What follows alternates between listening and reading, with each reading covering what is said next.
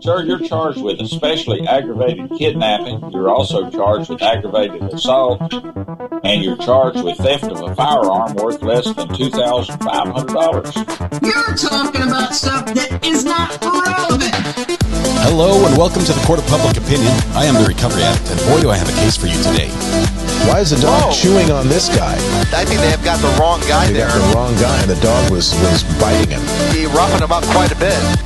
There's a lawsuit. No, I'm not Peyton Ansley John Milton. I am the agent authorized to represent Peyton Ansley John Milton as written in all capital letters. Thank you. And as to Mr. Milton, is there a competency concern, or I am not represented by anybody besides myself. In my sovereign capacity, appreciate you. Thank you, Your Honor. I did have an opportunity to speak to him. I read him the report. Who is him? Don't interrupt. I read him. You just stay quiet. Thank you. I read him the report so that he will understand the charges against him. He didn't wish to hear anything more about his rights, and he does not wish to be represented. Does not wish to be represented. Do you know why that is? Bigger than you. I messed that up. It's bigger than you. There we go. It's bigger than me. It's bigger than all of us. It's bigger than all of us. Wow, that's hard. All right, welcome to the Court of Public Opinion. I am the recovery addict. We're about to jump up to North Dakota, where we're following day 2 of a trial that was a long time in the making. This is a cold case. This is a cold case from way back when. Leonie H., congratulations. You're first in chat today. The internet is all yours. Take it from Greeners and do better with it than he did. That's all I can say. Congratulations, Leonie. Congratulations. You were first in chat. We're punishing you. Can you fix our seats? I will fix the seats. Hang on right now. If I turn that off and turn this off. See, did that work? Is it working? No. Nothing's happening. Let me quit this. 3, 2, 1. Start it up again. Pay $4.99 a month for this to work, so it should work. Okay, it's fixed. Fixed your seats. All right, there we go. Seats are fixed. Supposedly. That's taking forever. Quick background on this one. Anita Knutson, 18, was found stabbed to death in Minot at her college apartment. This was way back in 2007.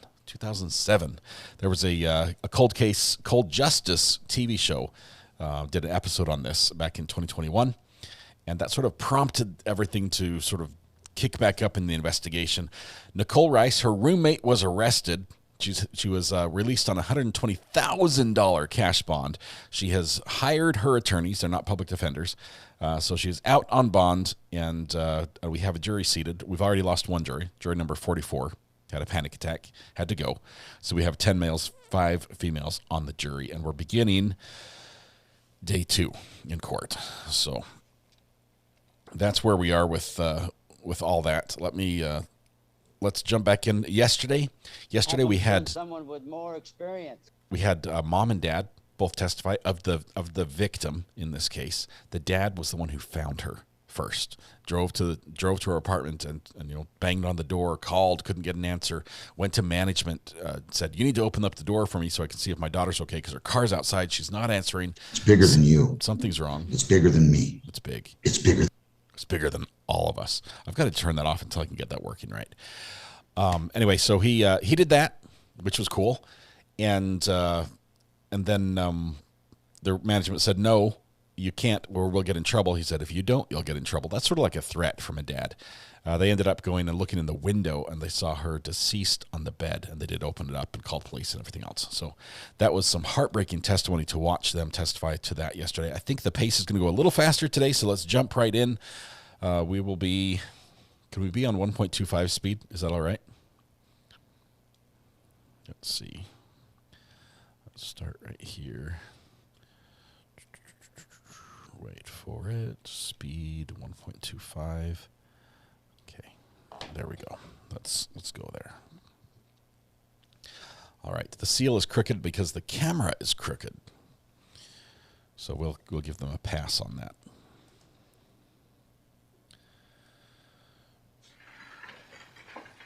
Ms. Sorgan, do you waive roll call of the jury? State waives roll call. Mr. Sand? We do as well, Your Honor. All right. Ms. Sorgan, call your next witness. State calls Laura Napp. We're about 1 hour behind on these proceedings, so do us a favor. Don't spoil it for us as we're getting caught up. Hagar the horrible. Napp, if you'll come up here, please, ma'am. This is just a dexterity test. They have Right up here, please, ma'am. the witnesses step up over a little. Do you solemnly swear to tell the truth, the whole truth, and nothing but the truth, so help you God? All right. Now you can come over here, ma'am. Just watch your... There's a little step. Somebody's going to trip on that during this trial. Once you're seated, just kind of adjust the microphone. You can pull it forward and pull it down so it's kind of aimed at your chin, please. It reminds me of the Heavenly Wood courtroom. There you go. Which we missed terribly. The little lights on green. Okay. Now, Ms. Sorgan, you may proceed, ma'am. Thank you. Would you please state your name for the record? Laura Napp. And would you please spell your last name? K-N-A-P-P. Ma'am, are you currently employed? I'm sorry, what? Are you currently employed? Yes, I am. Okay. Do you have the same employer now that you did in 2007? No, a different one. Where were you employed at in 2007? Northgate Apartments, Minot. And what did you do there? Resident manager of apartment complex. And what does it mean to be a resident manager of that apartment complex? What did I do there? Yes. Leases, showing apartments, deposits, help maintenance guys. Okay. How long did you hold that position? 16 years. And what years were those? I'm sorry, what? What were the dates, the years for those? I still didn't catch that. You said you worked there for 16 years. What Yes. were the dates? Yeah, 16 years I worked there. Okay. Starting what year and ending what year? Probably about 1989, somewhere in there, until 2012. Okay. And what was the address of the Northgate Apartments? It started at 2400 4th Street Northwest. Okay. And that's in what city? Minot, North Dakota. Do you recall a lease with regards to an individual by the name of Anita Knutson? Yes. Okay. And was anybody else on that lease with her? The last one? Was anybody else on that lease with her? Nichole Rice. Okay. What was the apartment number of that apartment? It was 2420, number 5.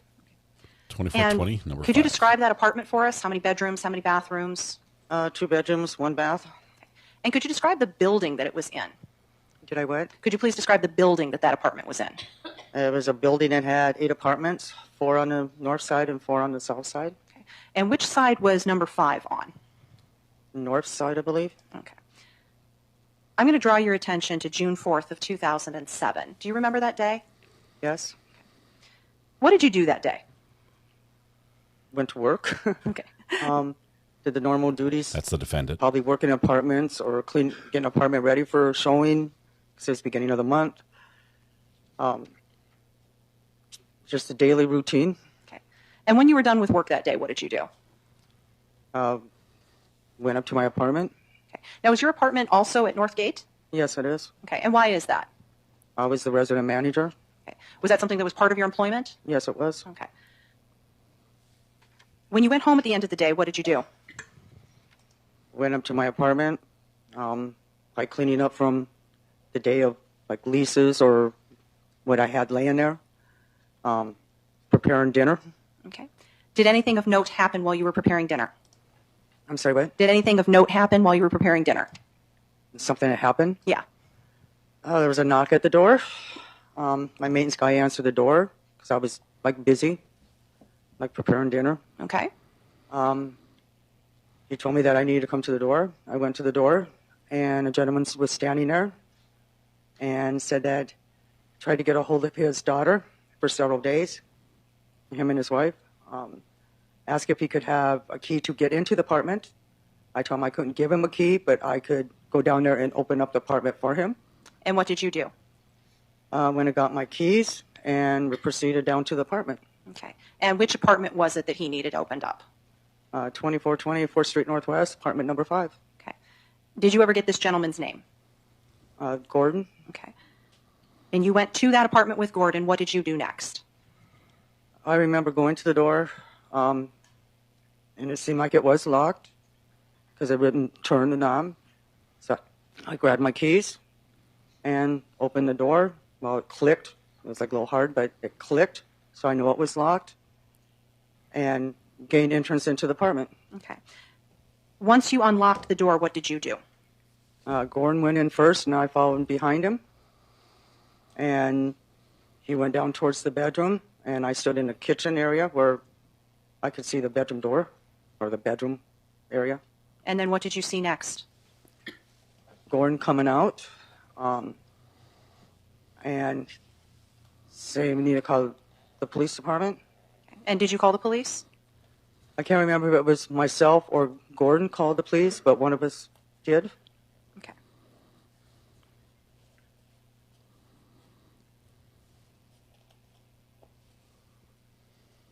Now, you mentioned that your maintenance man answered your door to your apartment. Yes.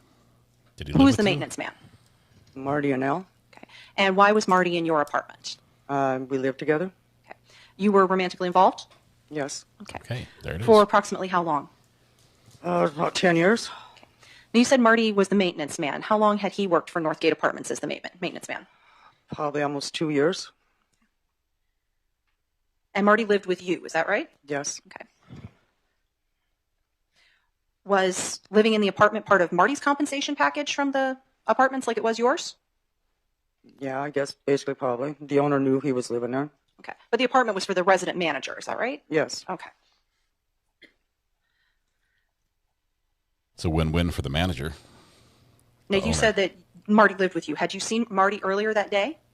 Yeah, we worked together that day. Okay. What all did you all do together? Not all, Worked, just some of the things. Shopped. Met up with friends once in a while at night. Okay. With the two of you working together, were you working side by side? Were you working apart? How did that work? Together. Okay. And were there ever periods of time when you're working together that you and Marty were not within each other's eyesight? Not really. Now, you said not really. What does that if mean? I was like cleaning and I needed maintenance done, the toilet fixed or a patch in the wall, he did that while we were still in the same apartment, in the same area working together. This was in 2007. Now, you said that you and Marty lived together about 10 years. What was your relationship? He was my fiance.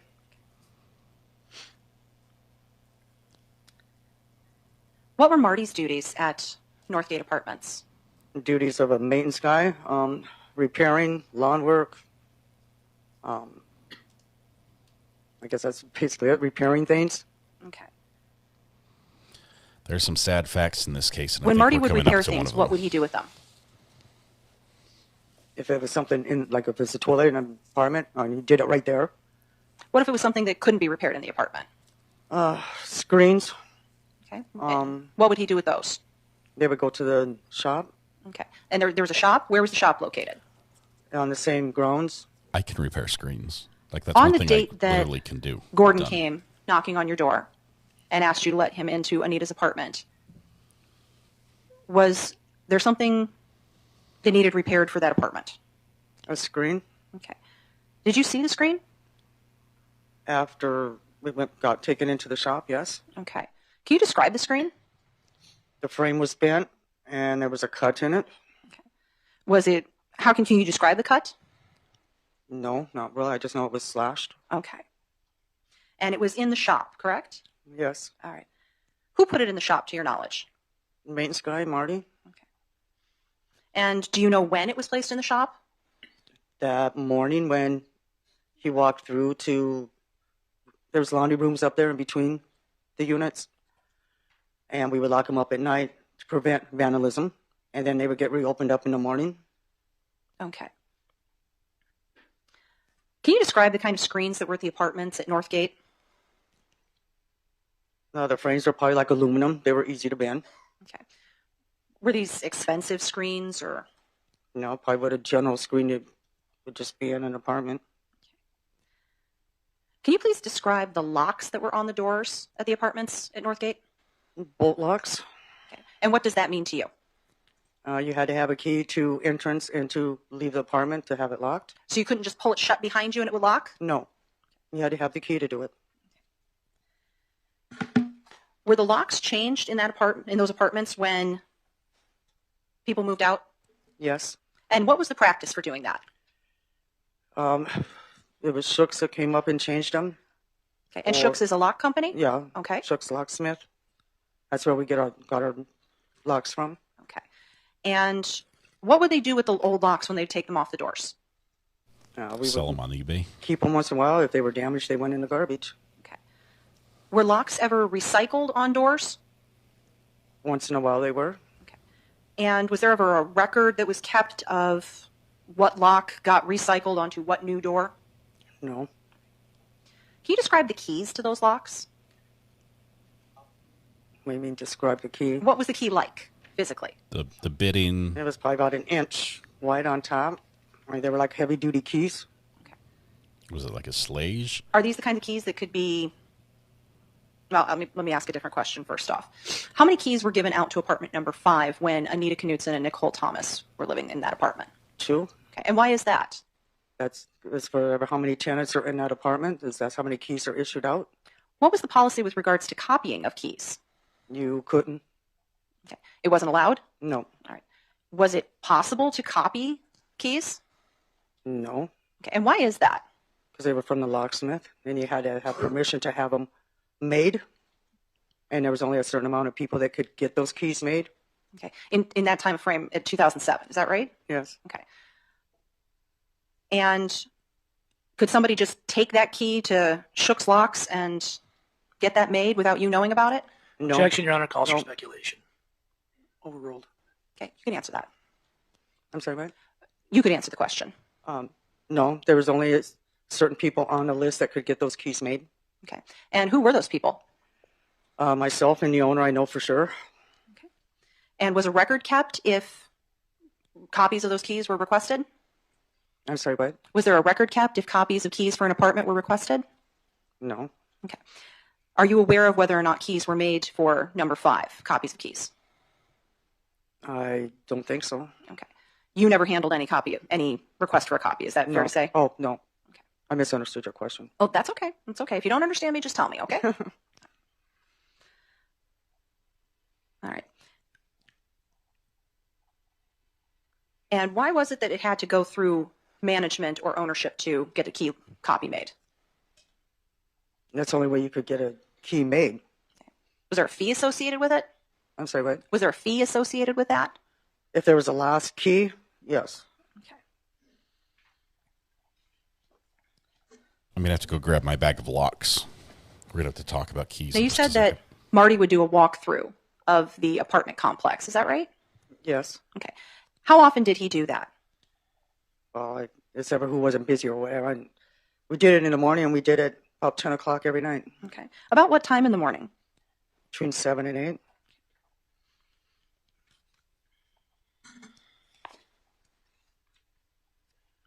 Were you with Marty when he found the screen that he put in his shop?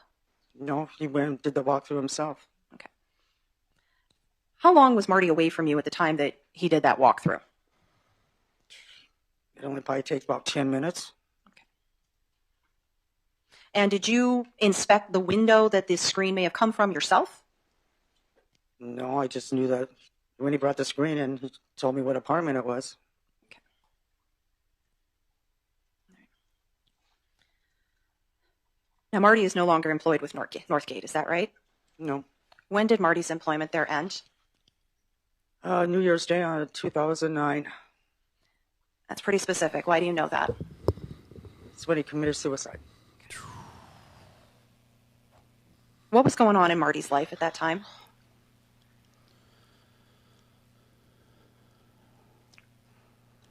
There was a few things. He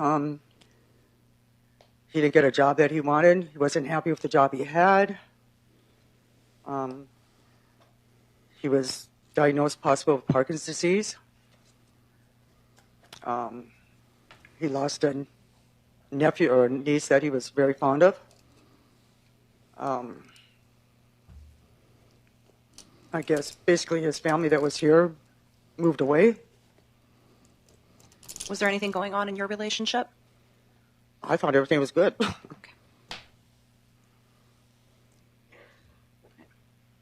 You said that he'd lost a niece that he was very fond of. How long before Marty passed away had that happened? Probably a few months. Don't know the exact date. Okay. Did Marty have health insurance? No, we didn't. And you said his family moved away. Where'd they move to? His mother moved to Animus to be closer to her sisters because they were all getting up in age. And he had a sister that moved to Minneapolis. Was Marty close to his family? Yes. What were holidays like for Marty's family? Well, I guess we always spent Thanksgiving and Christmas, those two main ones, all together as a family. And so Thanksgiving and Christmas of 2008, which would have been the holidays just before Marty's suicide. Yes. Did you spend those with Marty's family? No.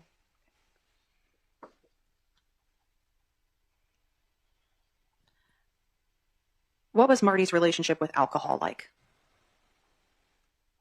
I drink like by everybody else. Did he drink? Yeah, I'm like after work or whatever, or like on a Friday, we'll go have a few drinks. Okay.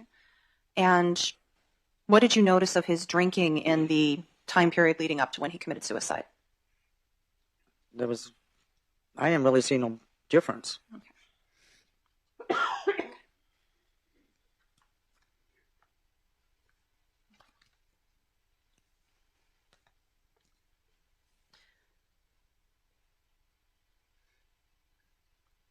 Laura, did Marty own a knife? I don't believe so. Okay. I never seen one. Okay. And you lived with him for 10 years? Yes. Okay. I have no further questions. Mr. Sand? Thank you, Your Honor. Questions? Wow. She's not done. Buckle up. Ms. Napp, thanks for coming in today. So just to clear a couple things up, you said you had been working at these apartments for 16 years, but then you said 1989 to 2012. I just want to make sure I got that right. I'm estimating, I'm not sure. Oh, wait, no, I worked there longer than that. Okay. That would be 23 years by my math. But yeah, I was going to say, I know it was 16 years. Okay, but so we're not sure of the dates. Well, not when I started, but when I left there, yes. So 2012 is when you left? Yes. Okay. When did you start dating Marty? I don't know the exact year. Can you give me a ballpark? About 1998, 1999. Okay. And I am not trying to say anything negative about the dead, but I'm going to ask you, did Marty ever use drugs that you know of? No. You sure? Yeah. Okay. But we he were drank? together for like 10 years. But he drank? I'm sorry, what? But he did drink, you said earlier? Well, like on a Friday night, like the end of the week, yes. Okay. And now you said that Marty was the maintenance man, correct? Yes. And you were the general manager of the apartments? I was the resident manager. Resident manager. And you said Marty didn't have a knife? I'm sorry, what? You had said Marty didn't have a knife? No, Did he ever have to use tools in his job, do you know? Yes, there'd be like a carpenter knife, a box knife. Okay, but a knife. He never carried it with him. It was only during work hours. Okay. That was Marty working the day that Anita's body was discovered? Yes. Okay.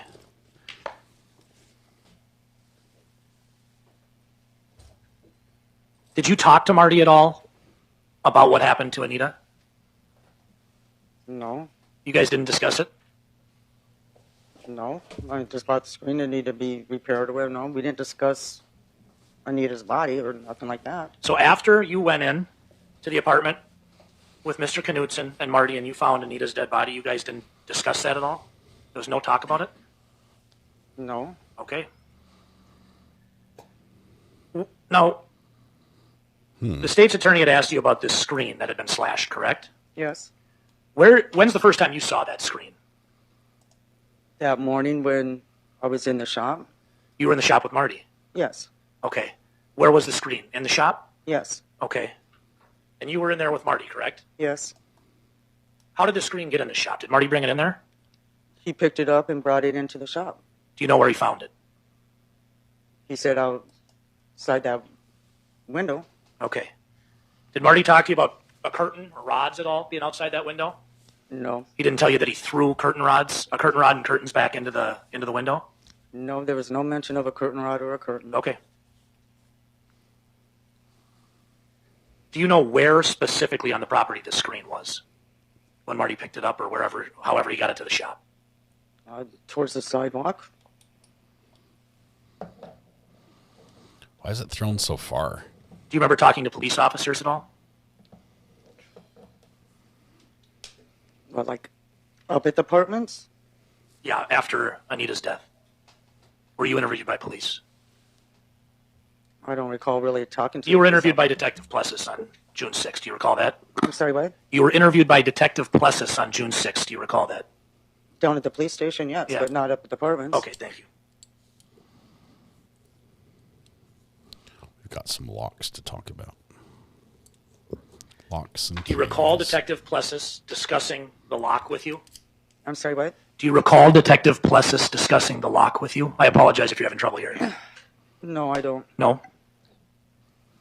If I showed you a transcript of the interview you had with Detective Plessas, might that help you refresh your recollection? Could. Okay.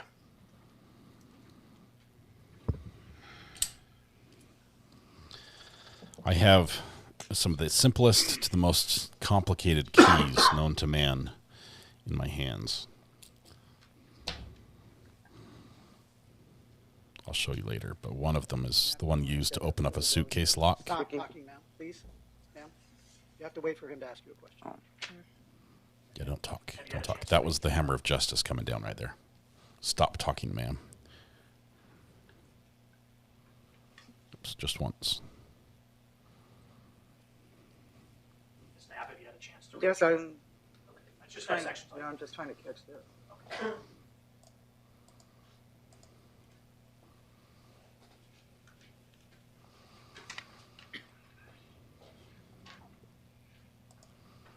I just have a collection of locks and keys and lock picks. Now, Ms. Napp, after reviewing that, do you recall what you said to Mr. Plessas when he asked you if the door was locked for sure? Yeah, it was sometimes those doors stick. I don't know if it's because of the dirt or whatever. Thank you. Stick, Thank but you. then I appreciate it. I heard it click.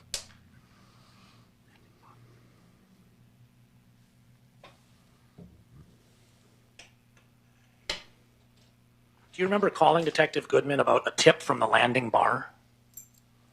What? Do you remember calling Detective Goodman about a tip you had heard at the landing bar in Minot? No. You don't? No.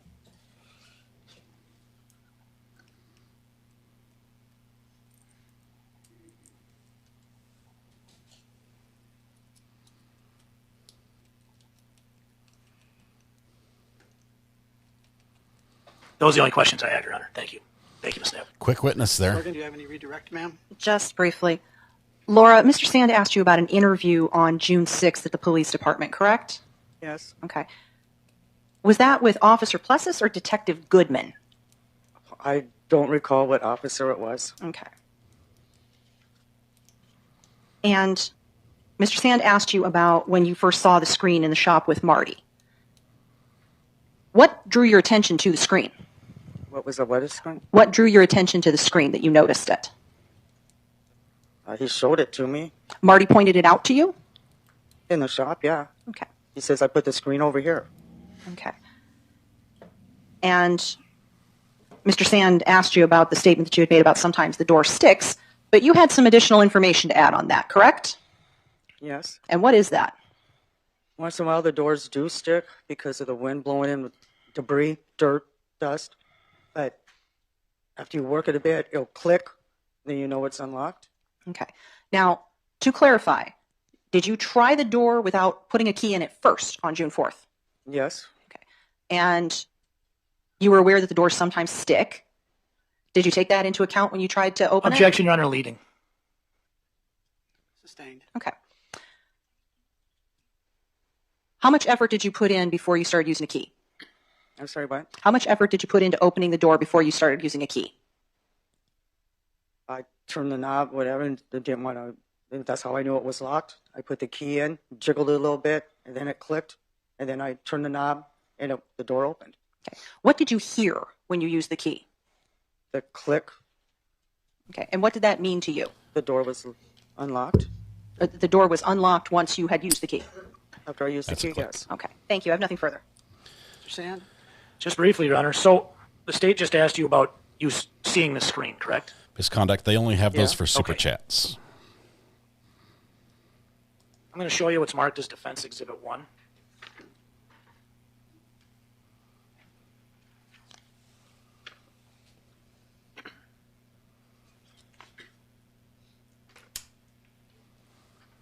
Okay. Actually, that would be Defense A. Is that the screen that you recall seeing? No, I don't recall exactly if it's that screen or not, because I'm not sure if that's our shop.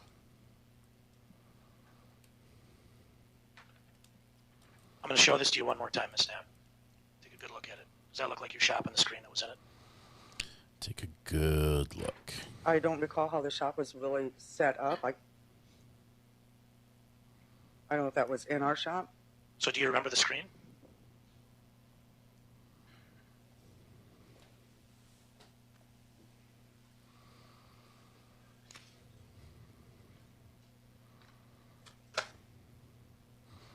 Sounds like defense might have pre-numbered exhibits. If you don't remember all the events of that day, that's okay. But does that look like the screen in the shop that you saw with Marty that morning? If we're going to talk about this exhibit, it should be offered, Mr. Sand. I am offering it, Your Honor. Permission Are to we voir dire leaving the it witness. one with or A? Should be A. I have it marked as 1, but I can mark it as A, Your Honor. That's the hammer of That's justice. Exhibit A. Mrs. Sorgan, is there any objection? May I voir dire the witness with regards to the exhibit, Your Honor? Have you seen the exhibit? Briefly. All right, you may. Okay. Ms. Knapp, were you present when that photograph was taken? I'm sorry, what? Were you present when that photograph was taken? No, not that I'm aware of. Foundation, Your Honor. Mr. Sand? Simply asking if she, I'll withdraw it and get it in later, Your Honor, but I'm simply asking if she You've offered, recognizes the screen. you've offered the exhibit. Are you withdrawing your offer of the exhibit? If we're questioning the witness, I'd like to ask her a couple more questions if the state's. I'm not talking about the witness. I'm talking about, are you voir diring more for the exhibit, or you got other questions?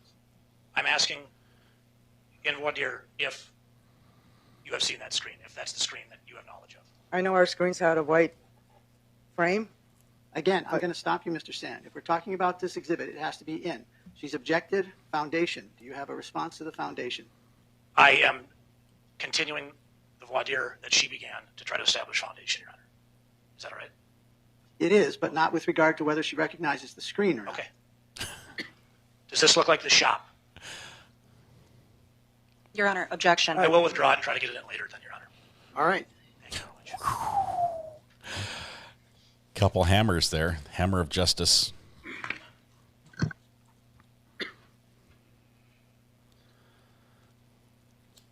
Wish the mic on Judge was turned on for that, because his mic is really good. We hear his voice quite clearly when he turns it on.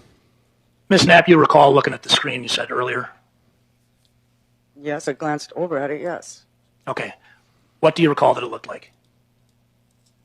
The frame was bent and there was a slash in it. Okay. Do you remember what the slash looked like? No, I just know it was cut. Okay. Cut, not. Do you know if it was cut more than once? Ripped. Objection, asked and answered. She doesn't remember. I didn't ask. Overruled. Not ask and answer. Sorry, Your Honor. That was a hammer. You can answer it, ma'am. Do you know if it was cut more than once? I don't recall that, if it was or not. Okay. Now I'm going to move back to Marty. And I know this is probably difficult for you to discuss, but so you had testified earlier Marty committed suicide on New Year's Eve. Objection beyond scope of redirect. Mr. Sand? I'll withdraw, Your Honor. Wow. No further questions. Thank It's getting a little spicy already. Ms. Sorgan, is this witness here by subpoena? She is, Your Honor. Is she excused from that subpoena? She is, Your Honor. Any objections, Mr. Sand? Yeah, we would like to keep her under the state subpoena, Your Honor. The state is releasing her from her subpoena. You want to keep her under your subpoena? We do not have a subpoena on her right now. You'll have to Free come serve and her. go. Thank you, Your Honor. You may come and go as you please, ma'am. Thank you. Yeah, thank you. You need to subpoena her. Whoa. Whoa. Do you have another witness, Ms. Sorgan? Yes, I'm Your gonna Honor. add Mr. another Nelson to will be the performing this hammer of examination. justice. State calls Dale Plessas. All right. Thank you. They wanted more out of her. She's not under a defense subpoena. Now if she decides to sit in court, there's no restriction against her. Officer, if you'll come up here first, please. She's going to swear you an oath. Do you solemnly swear to tell the truth, the whole truth, and nothing but the truth, so help you God? Take a seat over here, please. Please watch the footing stuff. Yeah, I'm calling that somebody's going to trip in this trial. Once you're seated, yeah, I know the mic's on. Just make sure it's kind of Watch the mic. At my chin, okay. All right, Mr. Nelson, you may proceed. Thank you, Your Honor. Could you state your name for the record, please? It's Dale Plessas. And you don't testify as much in court anymore, so if you could spell your last name for the benefit of the court reporter. It's Plessas. Okay. And where are you currently employed? The Minot Police Department, City of Minot. And what do you do for the Minot Police Department? I am the investigations commander, but right now I'm the interim chief of police. Okay. Now, your current rank is that of captain, is that correct? Correct. Okay. Could you give us a rundown of your training and experience, please? I've been a police officer in Minot will be 24 years coming in September. I've attended the North Dakota Peace Officers Academy, various other trainings throughout the 24 years, and I've attended the FBI National Academy. Nice. Now, what was your role in this case? I was the initial officer responding in 2007. So you were a patrol officer at the time, is that accurate? Correct, I was a patrol officer. And could you just give us a brief explanation of what a patrol officer does? Patrolling the city of Minot, handled accidents, criminal investigations, minor criminal investigations, respond to emergencies. So on the 4th of June of 2007, did you respond to an emergency that dispatch sent you to involving this matter? Yes, I did. Okay, and where were you dispatched to? I was dispatched to 24... I'm going to have a hard time remembering the address. I think it was 2424 Street? Say that again? 2424th Street? Yeah, apartment number 5. Okay.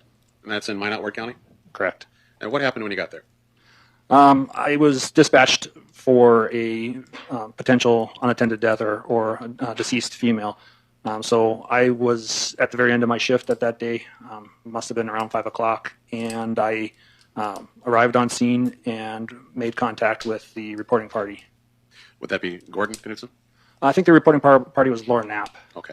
So Laura Napp was the one that called. When you say reporting party, you mean the person who called 911? Correct, yeah. Okay.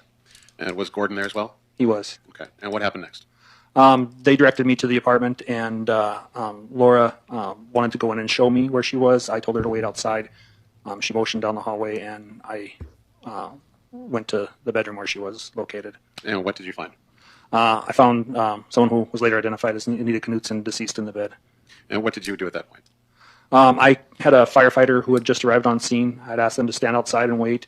Once I believed that she was deceased, I had him come in to verify. After he verified, I had him leave the scene, and at that time, community ambulance had arrived on scene, a paramedic, and I wanted them to verify, so I had them come in and just ensure that she, in fact, was deceased. So the firefighter would have been there basically to perform CPR potentially or something like that. Is that accurate? Correct. It's standard procedures in the fire department in case there's something medical that we can do. And Anita was long past that point. Is that accurate? Objection leading, Your Honor. Sustained. Was there any life-saving that would have done anything for Ms. Knutson? The firefighter indicated she was cold to the touch, and therefore he didn't believe there was anything to be done. Okay. What happened next? I had them leave the scene. I secured the apartment by securing the front door, standing outside of the front door. That's just standard procedure. Waited for investigators to arrive. Did investigators come? Yes, they did. And who were those investigators? None shall pass. I recall Bob Bernard was the first investigator on scene. I don't recall after that. Other officers also arrived. And Mr. Bernard also, was he a detective with the Minot Police Department? Correct, he was. Okay. And what happened after that point? After that point, I was contacted by my lieutenant in charge of my shift, and he instructed me to turn the crime scene over to another officer from the afternoon shift and to return to the PD. And did you have an issue with that? I didn't like that, no, but it was an order given to me, so. Okay. So did you follow that order then? I did. And return to the PD? Yes. Okay. Did that pretty much end your involvement in the case? Yes, it did. Okay. Now, later Now he's the in your boss. He career, can give the orders. were you involved in the detective side of things as far as the Minot Police Department? Many years later, I became the commander of the investigations division. Okay. So you've been with the Minot Police Department for, you said 24 years at this point? Correct. In September, it'll be 24 years. Okay. So that does include the entire period from June 4th of 2007 when Anita is discovered to when this case got charged out in March of 2022. Correct. Plus stuff on either end. Yes. Okay. Were you involved in any decision making on trying to find or work with detectives at the Minot Police Department to work the case to try to crack the case? Yes, I was. When I took over the investigations unit, I was instructed by Chief Klug to find a way to get the case reviewed again and started again. Not necessarily started again, but readdressed. Were there any difficulties with that? Yes. Chief Klug was the commander of investigations. Two commanders in front of me. Well, Chief Klug and Justin Sunheim were both commanders of the investigations unit, and they both indicated that manpower was an issue for both of them. And trying to get to that point, what he asked me to do was find a way to get logistics and get the investigation going again. Now, has manpower been, unfortunately, a persistent issue with the Minot Police Department? Yes, as with all law enforcement agents, but definitely Minot PD has been down between 10 and 15, even more than that, since around that time. So does that cover patrol officers, detectives, the whole kit and caboodle? Yeah, it does. I mean, it's across the board. Kit and caboodle? Now, bingo. Over those 15 years between 2007 and 2022, how has crime changed in the city of Minot? There was a couple of things that really impacted the crime in Minot. The flood being one of them, and the oil boom in western North Dakota being another. And so crime has increased. We're seeing a lot more violent crime than we ever have prior to that. So as a result of that, are detectives and other law enforcement officers in the Minot police community stretched a little thinner? Yeah, I would say yes. Were you involved in the decision to reach out to potentially podcasters or syndicated television shows, that sort of thing? We never reached out to them. They reached out to us. That's what I meant. So they reached out to the Minot Police Department, and you had to make a decision on whether or not you were going to cooperate. Is that accurate? Correct. Okay. And what was that decision? Well, Cold Justice reached out to us and indicated that they had some things that they could provide us that were attractive to us. Logistics was a major one. DNA experts, forensic experts, and cold case investigator assistants. So we reviewed all that, made a decision that with their logistics, we would be able to move forward with this investigation a lot smoother than on our own. So was that due to the logistical support that the decision was made to utilize them? That was the major component, and is logistics. Did their help make it easier for the Minot Police Department to do the work necessary for this case? It allowed us to move a lot quicker, so yes.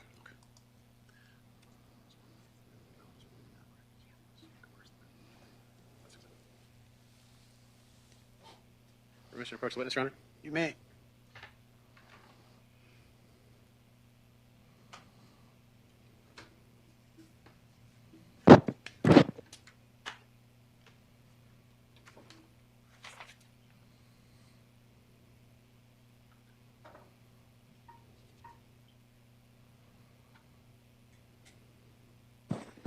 It's a slightly different one than we have back home. I'm handing you 2 items. If you could take a look at those and let me know if you recognize those.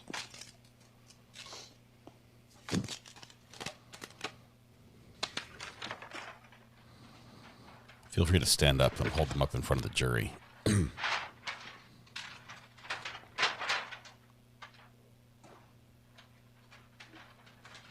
Is that a kit and caboodle? You want to just hand that back to me when you're done?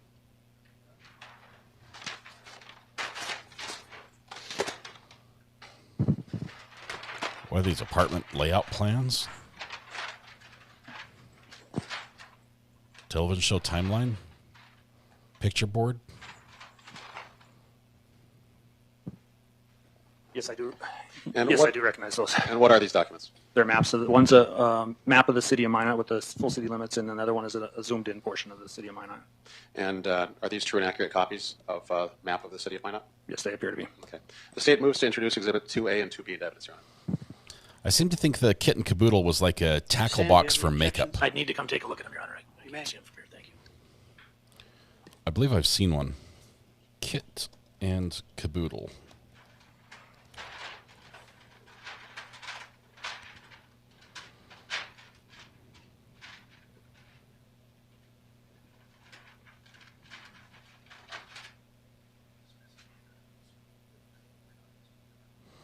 Synonymous with the whole shebang, the whole works, the whole kit and caboodle, the whole caboodle, the whole kit, full treatment.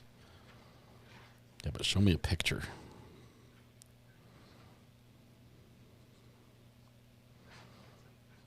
To those of you who still have one and use it every day, send me one on the burner phone. I know it. I've held one of these. My sister had one. It's a makeup box that's like a tackle box, but you don't. Your Honor, if I could ask, I know there's two maps up there. One was offered as a map of the city of Minot. Was the other one offered as a second map of the city of Minot? It was offered as a blow-up portion of Map A. No objection. Plaintiff's Exhibits 2A and 2B will be received without objection. And permission to publish, Your Honor? The kit goes in the caboodle. Denied. I'm not going to let you pass those two sacks. Oh, no, Your Honor. We've got an easel right here, and we've got clips to just show where places are in Minot. I'm not going to pass it down. There was a hammer of justice. You can. Thank you, Your Honor. He denied briefly.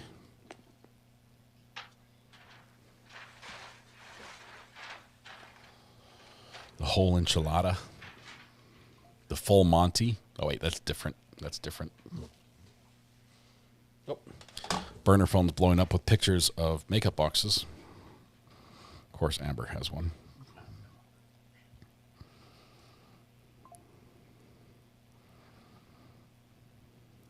For sale on Amazon.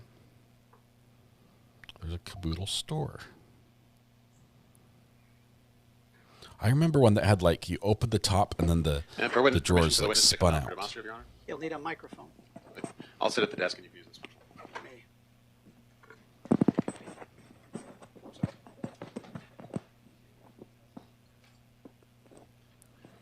And Captain Plessas, I can't see what you're doing over there, but if you could take a sticky note here that I'm going to pass to you.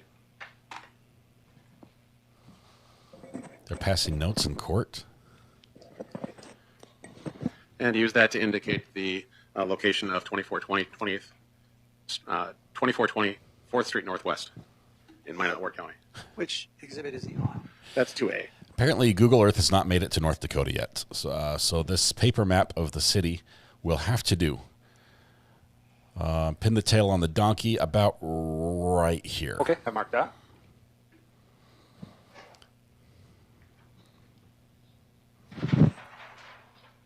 Put my glasses on.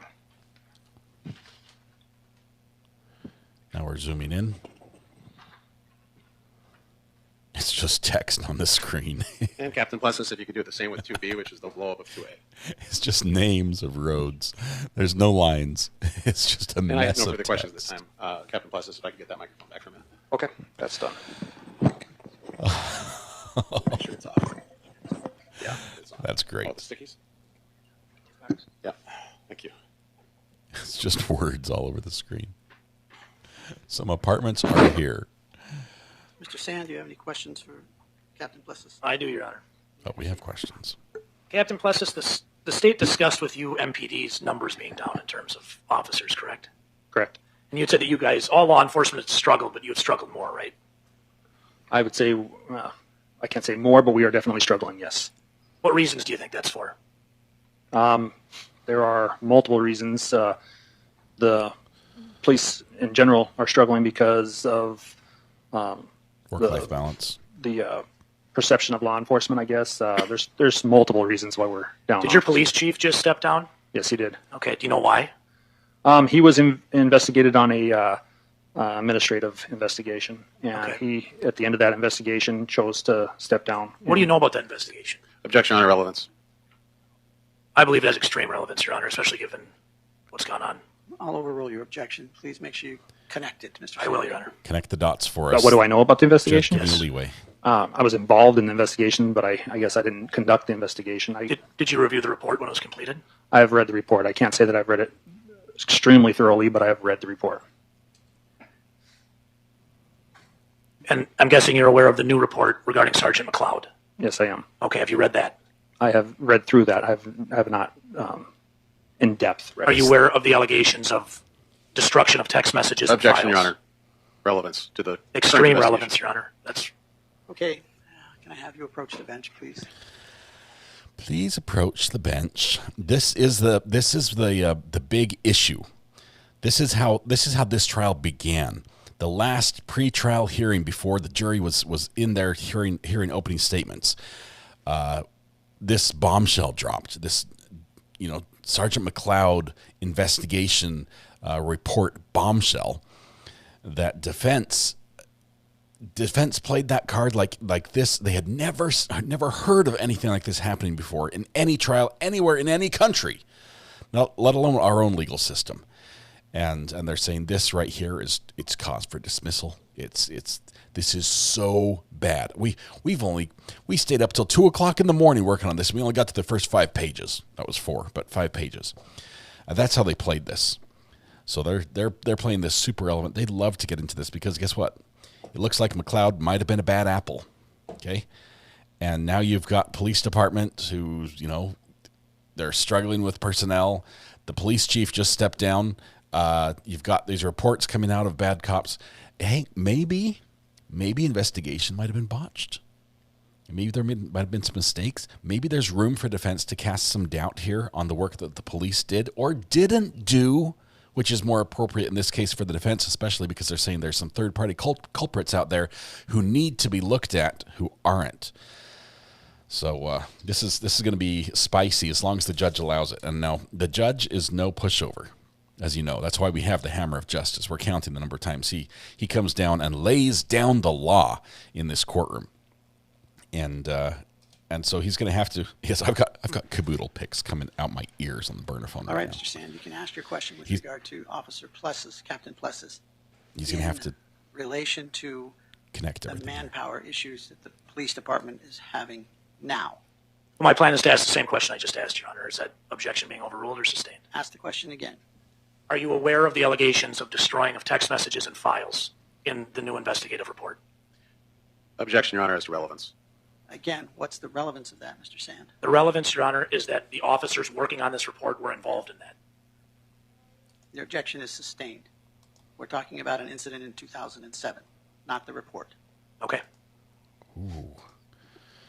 A Pink Swan, thank you so very much for a massive super chat. See, in 2007, people can like the super do you recall chat. if MPD had manpower issues? I don't recall what they were at that time, no. Okay.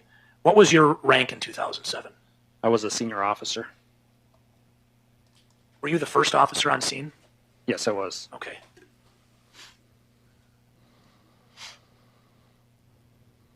Did you photograph anything at the scene?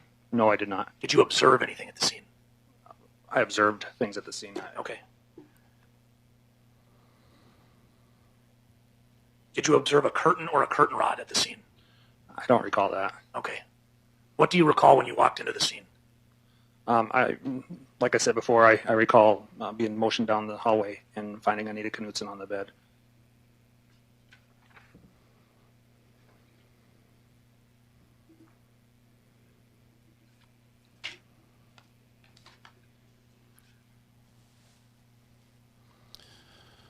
It's going to be a spicy trial throughout the entire thing.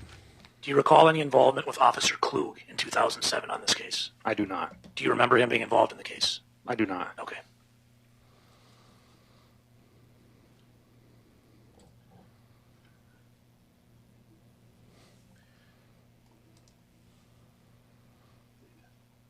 Did you talk with Gordon Knutson when you got on the scene at all? I don't recall specifically talking to him, but I remember him being there.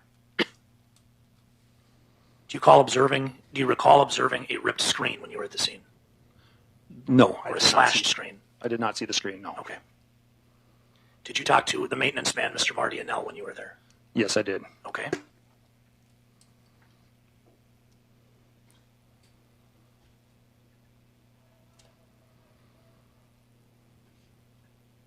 What time did you leave the scene? I'm not sure that I notated that. I was not on the scene for a long time. Approximately how long? I know it was a long time. I would guess, this is 17 years ago, but my guess would be maybe an hour at most. Okay. What officers were there while you were there? Shane Haug, Chuck LeBoy, Sergeant Haug, Larry Haug, and Bob Bernard. Those are the officers I can recall. Okay.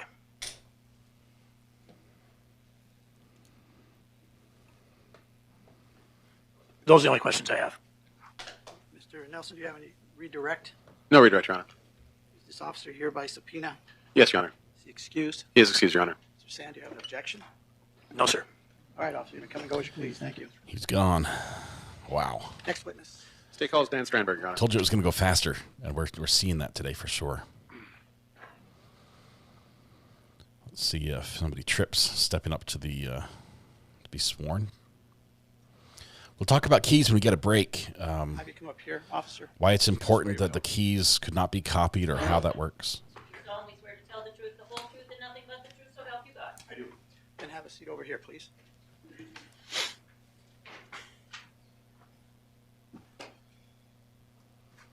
Once you're seated, just try to adjust the mic so it's aimed at your chin.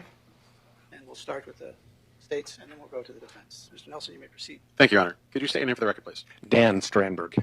And like with the last gentleman that testified, we haven't had you testify for a while. So if you could spell your last name for the court, please. Strandberg. Okay. And are you currently employed? 20 years. I am not. Okay. Were you formally employed? I was. Could you give us a brief rundown of your work history? Almost 30 years at the Minot Police Department. Retired there as captain in charge of investigations. Then I went and worked for the Department of Corrections for 6 years as a probation officer. Now, that time that you were approximately 30 years, you said, at the Minot Police Department? Yeah, 29 and change. 29 and change. And what were roughly the dates on that? Oh, May 2nd, I think it was 1986, to July 31st, 2015. That's incredible memory. You remember specifically the day, but you have trouble with the year? No, I'm pretty sure that was 1986. I just had to think about it for a second. Okay. Now, you were a licensed peace officer at the time? At the Minot Police Department, I started as a civilian dispatcher, did that for, I suppose, a couple of years, and then was licensed after that. Okay. Now, what sort of training and experience did you have while you were with the Minot Police Department? Lots of training, thousands of hours of law enforcement training. Okay. Now, on the 4th of June of 2007, were you sent out on a call relating to this case? Yes. And what was the nature of that call?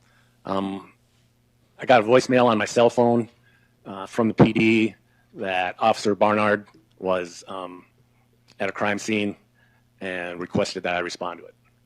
And did you respond to that scene? I did. Was that at 2420 4th Street Northwest? Yes. In Minot? Yes. That's in Ward County? Yes. What happened next? I got the call. I went to the PD and got a digital camera. 2 megapixel. Sergeant Sunbakken was working technology. on a search warrant for the residents, and I responded to the residents, started taking some photos of some of the outside of the residents, waiting for the search warrant. Okay.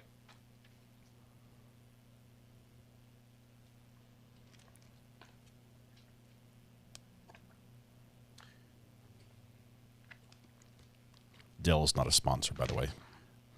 They just Showing appear. opposing counsel what's been marked as States Exhibit 3A through F and 4A through 4D.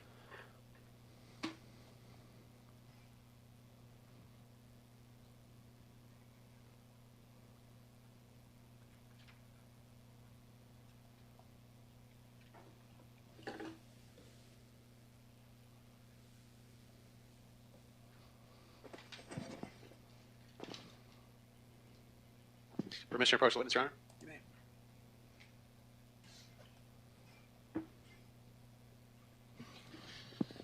I've handed you a stack of documents there. If you could look through those and tell me if you recognize them.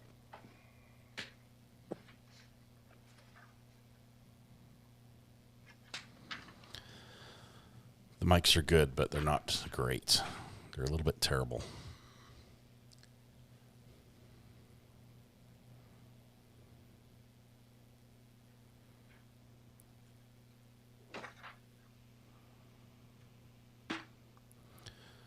Looks like possibly some still camera, some digital pictures.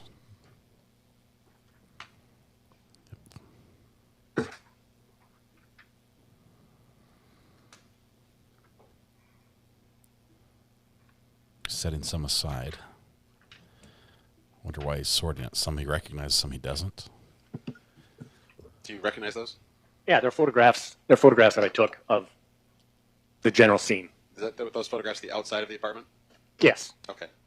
And are these true and accurate copies of the photographs that you took? Yes. State moves to introduce these exhibits into evidence, Your Honor. We've had much worse sound. Under 3 and 4 under the 4.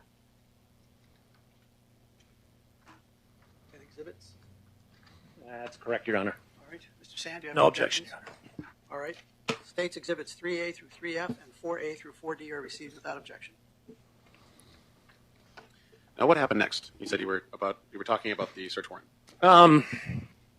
The search warrant got signed, and we entered the apartment. And what happened at that point? We went through the apartment. You walk in, there's a living room. Behind that, there's a kitchen. Hallway goes to your right. As you go down the hallway, you're going to the west. There's a bathroom on your left. There's a bedroom straight ahead and a bedroom at the end of the hallway on the right. Okay. Now, did you take photographs within the apartment as well as the photographs you took outside the apartment? Yes. Okay.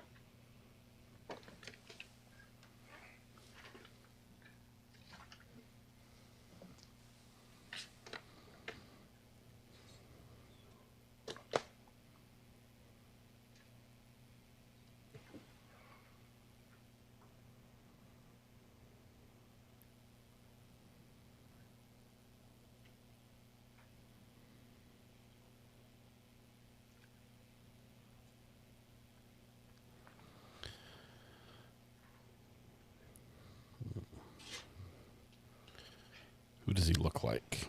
Who does this witness remind you of?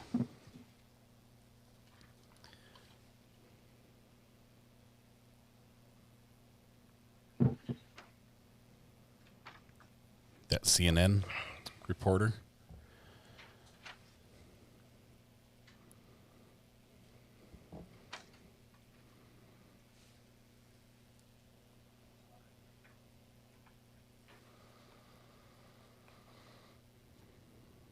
I like that clock on the back wall, but I like the camera next to it a little even better. It's a Panasonic. They're about 10 grand for them. Okay, I've got another batch of photographs for you now. 5A and B. Just because we got multiple batches, we'll do this one batch. Older Anderson Cooper. Yes, that's the guy. Do you recognize these photographs? Yes. And are these photographs of Anita's apartment? Yes. Okay, are they true and accurate copies of photographs? Yes. You took these photographs? Yes. State moves to enter 5A and 5B. Sand? No objection, Your Honor. States exhibits 5A and 5B will be received without objection. A couple new photographs there. Do you recognize these photographs? Yes. Are you the one that took these photographs? Yes. And what are these photographs? These are photographs of the body. Okay, and are these true and accurate copies of the photographs? Yes. State moves to enter 6A and 6B into evidence. Mr. Sand? No objection. Plaintiff's exhibits 6A and 6B are received without objection. And here we have more photographs. It's a bit of a stack, so if you want to take a moment to look through all those. What's it called when you have the hair going up like that? I mean, is that intentional or is that? We're on 1.25 speed. We're just trying to catch up. We were about an hour delayed because of our New Hampshire trial.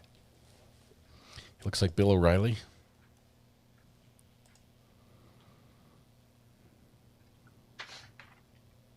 I thought Anderson Cooper was the one, older version of Anderson Cooper.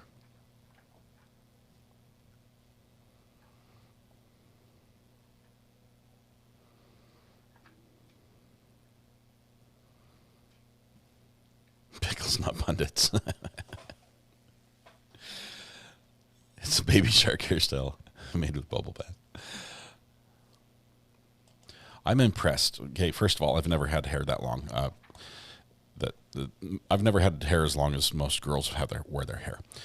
But I'm impressed when a girl's able to just take their hair and they stick their arms back there and they do this thing, and then it's done and it stays there. To get my hair to do this, it's like, dip into the gel and get handfuls of gel and then thoroughly saturate the head and then hold everything in place. You girls, women, ladies, you impress me. I don't know how you do it. It's magic. It is magic.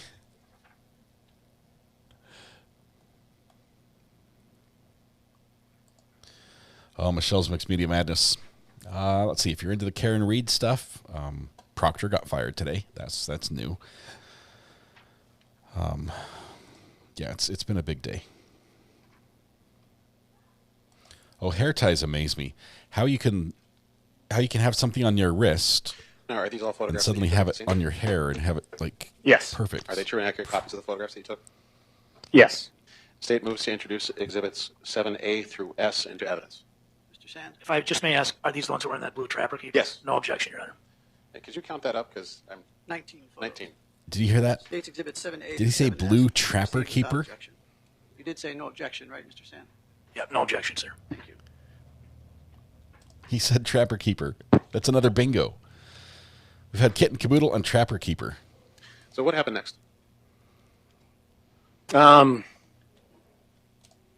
Well, we started, as we were taking these pictures, we're taking items in evidence, and I'm photographing them, taking the items, and turning them over to Sergeant Sunbach, he's creating the inventory. So you're taking things that you believe could be of evidentiary value? Yes. What exactly does, when you look at a scene like that, what makes something of value versus something that's not of value? Proximity to, in this case, the victim. I mean, one item in there is a knife. That would be something of interest. Anything that the victim or suspect or other people may have had, I'll call it contact with. So they got So the things murder that seem unusual. You mentioned the knife. And there's a photograph of the knife that was just entered into evidence? There's more than one photograph of the knife. Were there other knives located? No. Was there blood on that knife? Yes, there was what appeared to be blood on the knife. You've seen blood on things before, and you're not just necessarily as an officer, but in your everyday life? Yes. And was that pretty consistent with what blood looks like on something? Yes. Okay. You had an opportunity to actually see the body of Anita Knutson? Yes. And was it apparent how she died? Well, when we got there and entered the room, she's laying on her belly or on her chest, I'll call it. And we'd lifted, she had a nightgown on, or not a nightgown, but a bathrobe on. And we lifted the bathrobe looking for any indications of any marks or anything on the back, but didn't find any. And after we had taken everything that was kind of like on top of the body, we brought in a big sheet of like white paper. So and like butcher paper? Like yeah, wide? there's those Yeah. rolls that are about like, I suppose, 4 feet wide, and I don't know how big a roll it is, 200 feet or whatever they are. We brought in a piece of that from the PD and laid it down, and we rolled the body onto the paper. And why did you do that? We're trying to preserve any evidence that might be on her, so it would fall on the paper rather than in the carpet or whatever kind of flooring they have. So in an apartment like that, there's carpeting in this apartment, in the bedroom. I couldn't swear to that, but I think there was. Okay. So it's basically to make sure that it didn't, if something was of value, that it didn't get lost. Yes. Okay. So what happened next? We rolled her onto the paper, and we could see a wound, like at her sternum on the left side of the sternum. I would say it was slightly above, like the nipple line, in her chest. Okay. Was it That's an imaginary line. clear that was from my stabbing? understanding. Yes. Why was it clear? It appeared to be a knife wound. Okay. So that would make the knife that was found potentially very valuable. Yes. Okay. What happened next in the investigation? Dr. Smith was our county coroner. I called him and spoke to him, and he authorized release of the body to the state medical examiner. We called community ambulance, and Cliff Black came and responded. And Was he with the ambulance? Yeah, Cliff was a longtime ambulance driver. Please continue. He took the body and the bedding and the piece of white paper and loaded it up and took it to the medical examiner's office in Bismarck. Okay. Now, as part of the investigation, was a screen brought to your attention? A screen, yes. Okay. A window screen specifically? Yes. How did that come to your attention? Well, there was not a screen in the window when we arrived. And would you have expected the screen to be there? yes. Okay. And it's my understanding that the maintenance guy at the apartment complex had picked that screen up. I believe it was the morning before. It was hanging on the window. And It was hanging on the window? Did he take you to the screen? he did. It was in his shop. Okay. And you saw the screen in the shop? I did.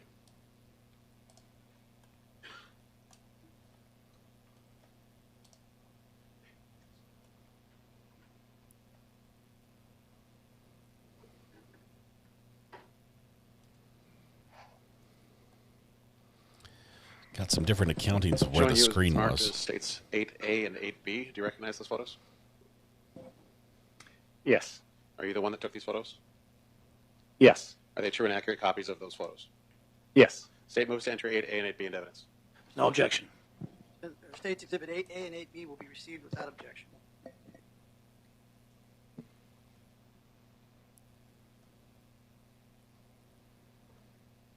What did you do next with your involvement in the case?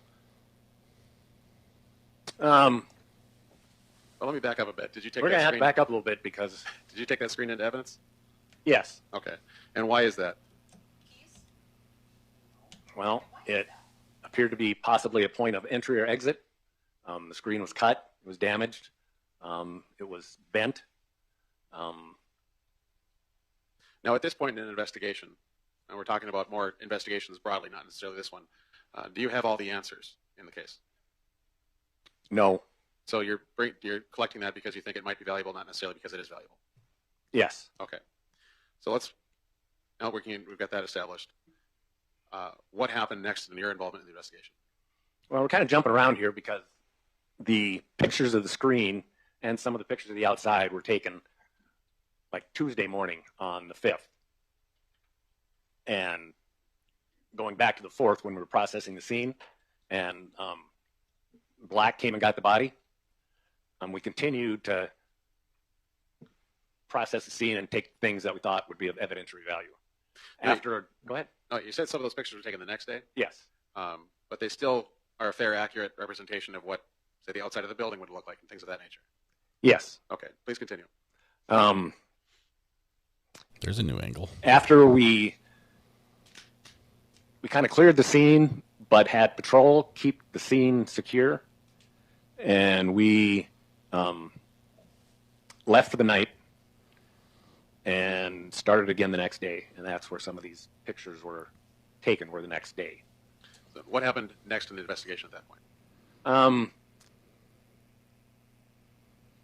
I know that we photographed some footprints that were outside the window. I at least attempted to make a cast of those footprints, sprayed fixer on them and poured plaster of Paris in them, and we did come up with something anyway. Were you able to figure out whose footprints those were? Yeah, from looking at the photographs, and we compared the maintenance guy's shoes, and it was not his. And at one point, I had Mr. Knutson bring his shoes in. You're talking Gordon Knutson? Yes, bring his shoes in, and they matched his shoes, and he had been standing there at one point. So he was standing right outside the window? That's my understanding. Okay. Now, please continue. Well, from there, we pretty much cleared it as a crime scene and left it unsecure, and kind of started interviewing people. Like, wow, that was quick investigation. Who did you interview? Lots of people. Michael Van was one of the early people. Who was that? Michael Van was a a local guy, I suppose, early 20s. He knew Anita. He would have been the last person who had contact with Anita's phone anyway. There was text conversations going into like about 4 or 5 o'clock in the morning into Sunday. Sunday the 3rd. Sunday the 3rd. Okay. So the 3rd of June. Yes. Okay. Please continue. I want to see those text conversations. Yeah, and Van told me that they were texting, and he was at his buddy's place, Jason Rudd. It sounded like there's a party going on there. And at some point, everybody left the party, and I think they went to McDonald's except for Michael Van. Did you look into Michael Van as a suspect? Yes. Now, what was the result of the investigation into Michael Van? He denied any involvement. We could not really tie any physical evidence into Michael Van that I'm aware of. So because there was no evidence of his involvement, you cleared him, so to speak? I guess as clear as anybody was. Okay. In the course of your Said investigation, he didn't do did it. you obtain the defendant's phone bill from the time period of May 24 of 07 to June 23rd of 07? Yes. How did you obtain that phone bill? Via subpoena. And who did you subpoena? I know we subpoenaed Alltel, and it's not coming to me. But they were for different phone records.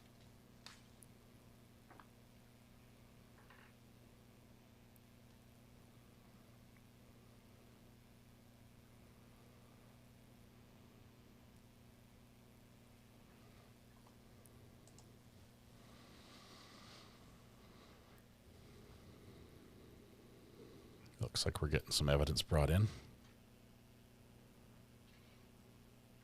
Look at all those glamour shots of judges on the wall there. It's pretty cool. Do you recognize that document? Yes. And what is that document? That is phone statement from Alltel for Ms. Rice's phone. Okay. Now, there are some alterations to that bill, are there not? There's a photocopy of a posted note on the front page, and there's some highlighting. There is. Other than that, are there any alterations to the information inside? Not that I can see. Okay. And the posted note of the photocopy of the posted note on the front, does it appear to obscure anything, any information behind that?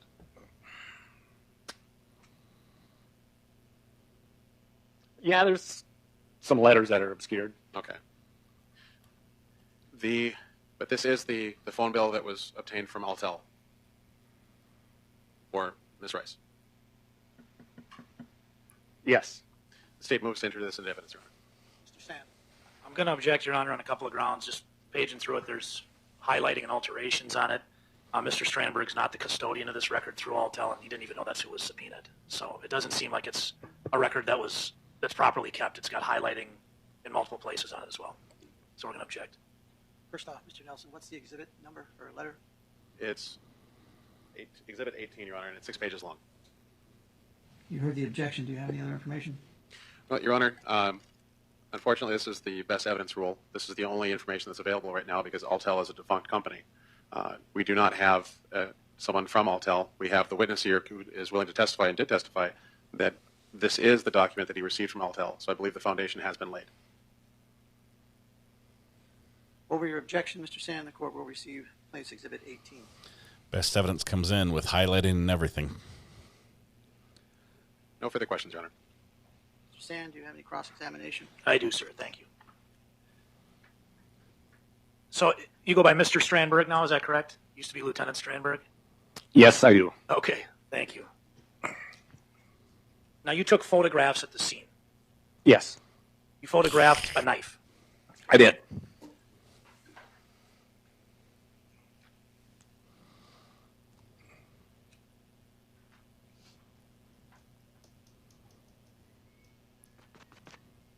still have those exhibits?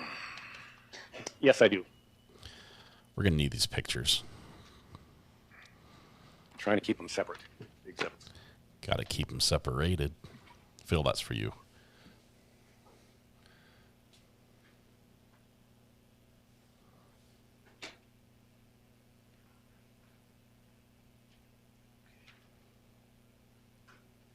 Look through your report, and I noticed you reference taking a picture here. Can you read what exhibit that is? It says 7J. What do you see in that picture? I see the knife on a piece of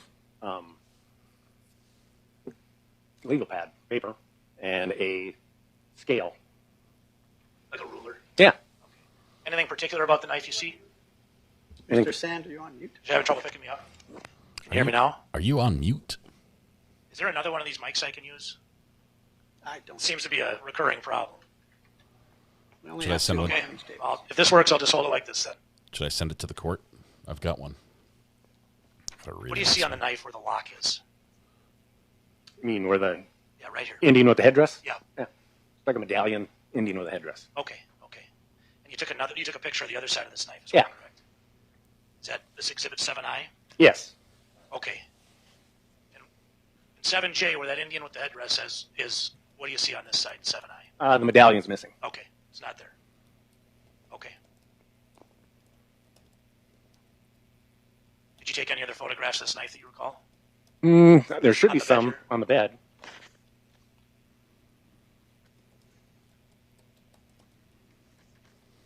Mr. Stranberg, I'll just have you run through 7C through 7H here one more time. Okay.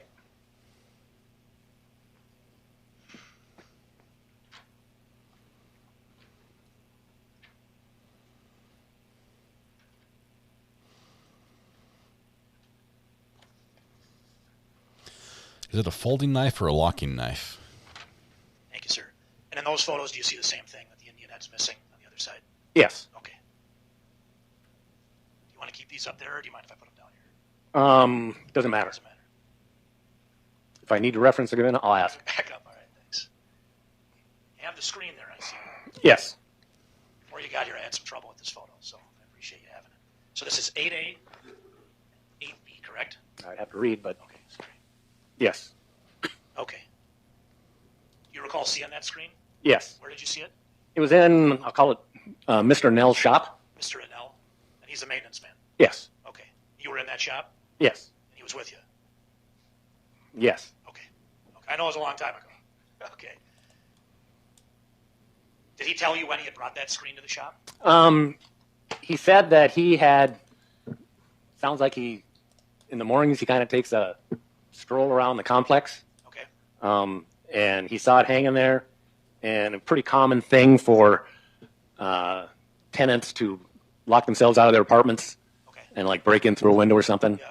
So he took it from the window. Okay. He took it from the window itself.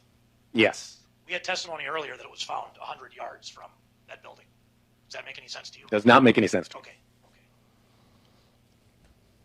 Did he say it was still in the window when he found it? Yes. That's my memory. And he took it out of the window. Yes. Do you notice anything wrong with the screen? Well, it's been cut. It's been cut. And it's bent up. Yeah. Has it been cut once or twice, does it look like?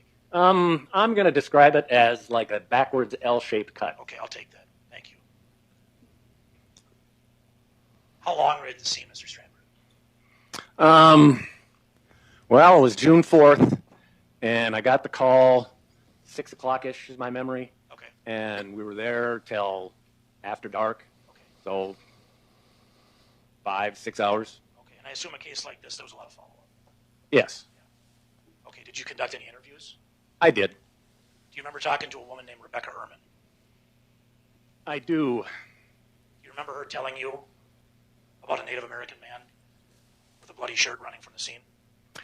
She said that there was a Native American man running, I believe, on 4th Street, northbound, and that he had some sort of stain on his shirt. She said it could have been blood. Do you remember how tall she said he was? 6'2", does that sound right? I think 6'2", early 20s, 200 pounds. Okay.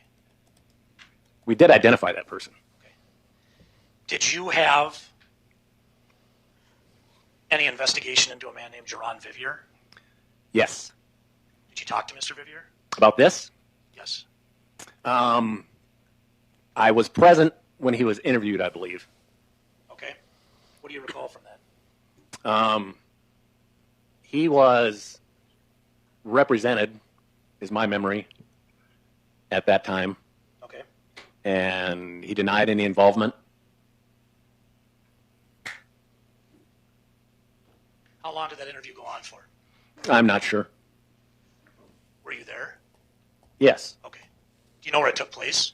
It was in the, well, my memory is it was in the bullpen at the PD at Barnard's desk. Okay. Do you know who the attorney was you had with him? I think it was Ryan Sandberg. Okay. Local Minot defense attorney. Yeah. Do you remember how much homework you did into Mr. Vivier? Me? Yeah. Involving this incident? Involving any incident. I had investigated a case 2 or 3 weeks earlier. It was a GSI case. What does GSI mean? I suppose. Your Honor, I'm going to object as to relevance. Mr. Sand, where are we going? I'm asking about his investigation into Mr. Vivier, and he's telling me about what led to Mr. Vivier's investigation and the questioning of him. No, that's not what you're asking. You're asking about a different case. He's telling me about a different case as the result of the investigation. I'm sure that's why they looked into Mr. Vivier. I'm going to sustain the objection unless you lay more foundation as to how it's connected here. Okay. Do you know why you were looking into Mr. Vivier as a suspect in this case? I had investigated Mr. Vivier on a GSI case. Thank you, sir. What does GSI stand for? Gross sexual imposition. Okay. Now, I don't know if everybody knows what gross sexual imposition is, but in North Dakota, that's a rape case. Would you say Objection, Your Honor. Counsel is testifying at this point. I'm on cross. Overruled. You can ask that. He's like, I'm on cross. A juryman would call it a rape. Okay, thank you, sir. Do you remember anything particular about this GSI case? It started at a party in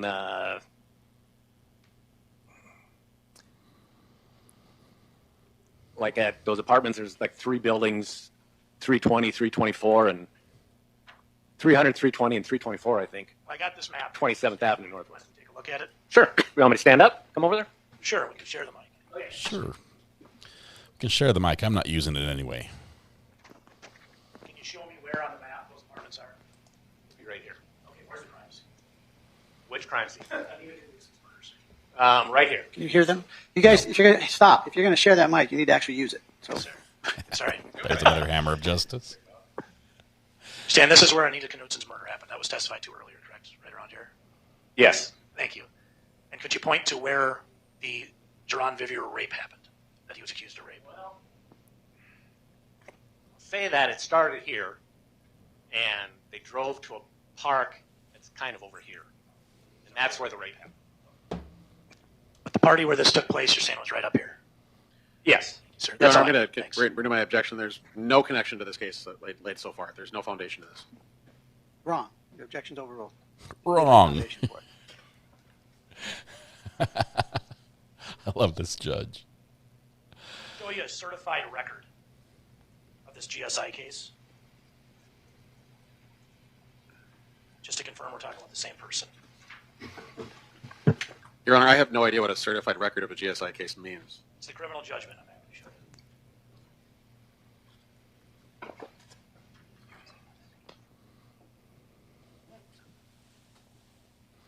Garbage man's here.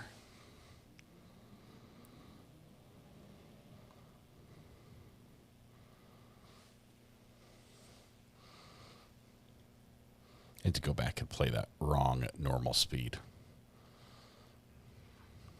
It's a very bright red outfit. Is that a known reporter or blogger or family member? Who was that? Does anybody know?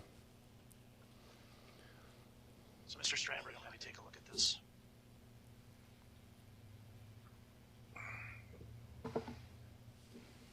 It's her sister.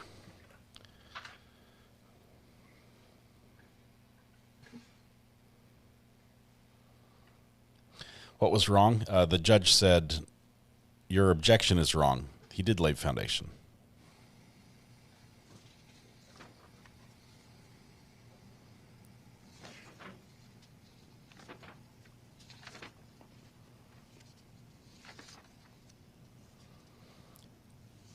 He said it like Dwight Schrute does in The Office. Wrong. Just...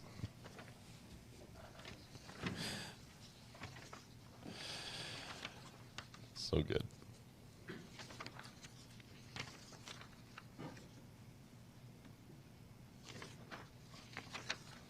Bond, we haven't heard anything other than they shared an apartment so far, and they possibly didn't like each other.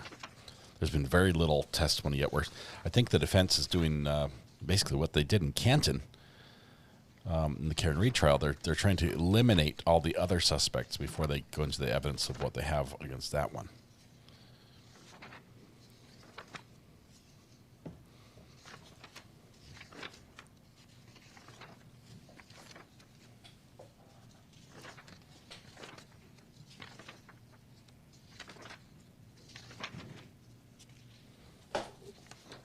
Just dropped a lockpick on the floor. I'm going to try to pick it up with my socked feet. Thank you very much. So you had a quick second to look at that? Yeah. What do you see there? It's a criminal judgment For who? for Drawn Vivier. Is this for the GSI case we were discussing? It would appear to be, yes.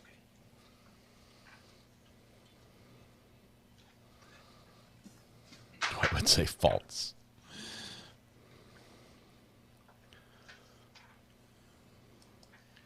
Your Honor, I'm going to offer this criminal judgment as a self-authenticating document, as a certified record from the court. He offers it as self-authenticating Your document. Honor, there is no relevance to that GSI and this case, so I object on What's that the grounds. exhibit number? 1A, or I guess A, Your Honor, defense A. So this would be Defense Exhibit B? Sure. And Mr. Sand, do you believe there's relevance to this? I do. I believe, as we're pointing on the board as to where this happened, as to the reason Mr. Vivier was being questioned by detectives when this happened, I believe it's very relevant. Your objection is sustained. It's not relevant. The band hammer comes down, smacks him right on the noggin. You want me to leave it up here, Your Honor? Yes. It's not relevant. Your Honor, only the judgment was offered. There's quite a few more pages than just the judgment. I'm going to vote just the judgment. Yep, just the judgment. The jury gets to see all this.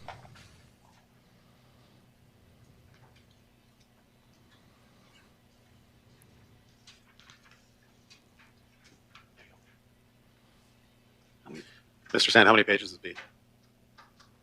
I'd have to count it here. Your Honor, do you want me to tell you how many pages it is? I do.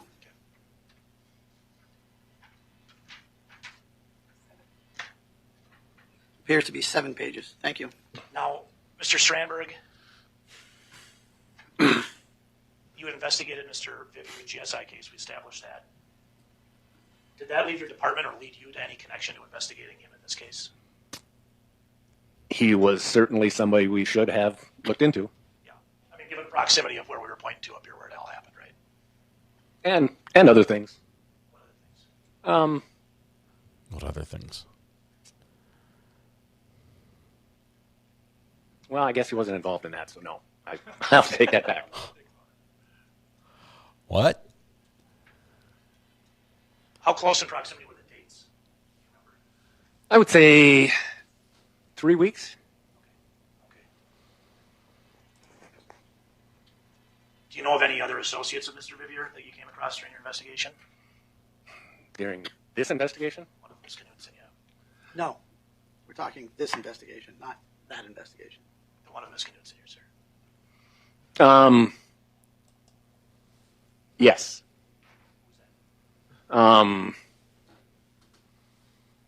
Devin Hall? Devin Hall is an associate of Mr. Vivier's? Yes. Okay. What did you learn about Devin Hall? I did not. I was not really involved in the investigations into Devin Hall. Who was that? Who was? I don't know. Okay. But other officers at Minot PD? Yes. Did you talk to a woman named Felicia Campbell in 2007? Do you remember that? I know. I remember it from my notes, but I don't remember the conversation. I got you.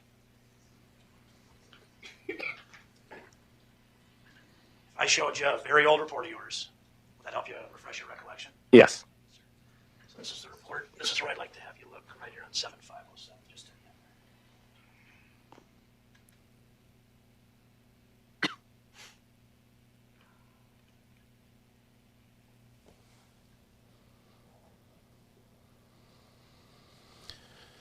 This is wild.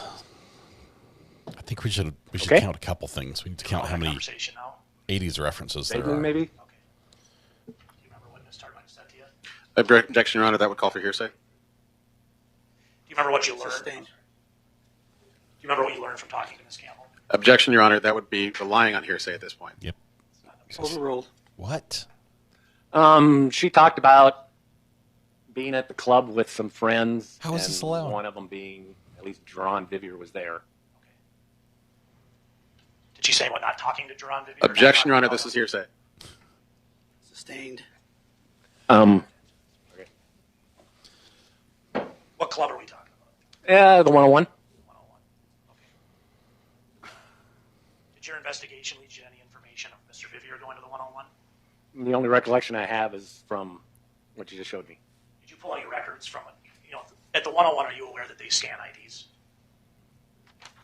Or they did? Sure. Were you involved in any record pulling from those IDs being scanned? Not that I recall. What in your investigation led to you realizing that Mr. Vivier went to the 101? I guess my conversation with Campbell. Yes. Do you know where Mr. Vivier is originally from? He's from the Fort Peck Indian Reservation, I think Wolf Point, but I'm not sure if that's if Wolf Point's where he's from, but he's from the reservation. He's from Fort Peck Indian Reservation. Okay. In your investigation, and you may not know this, but do you know where Devin Hall's from? I believe he's from Fort Peck as well. Thank you, sir. Oh my goodness. Deanne, bringing the facts here. A judge was shot in this courtroom during a child support hearing by a city council member, former one. Little history here for sure. 2000, is this still going? Colette, is he still on? We need to fix We need these a battery? mics. Please. It's on. Mr. Sand, perhaps if you put it on your tie, it might work better. Yeah, quit putting it on your pocket. We can't hear a dang thing. Mr. Strand?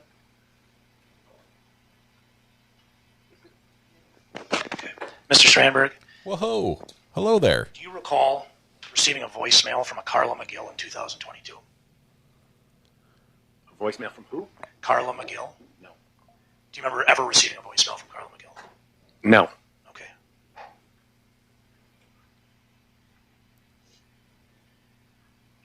In 2022? No, I apologize. That's when the transcript started on this.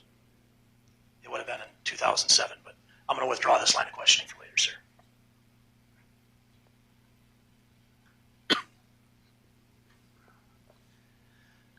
Now, I know other investigators worked on this report, so if you don't know, that's okay. But did you learn anything else about this knife, this Indian head knife? Yeah. Okay. That knife in particular? This knife. Not that knife in particular. Okay. I discovered the manufacturer and stuff This like knife that. in particular. No. Okay.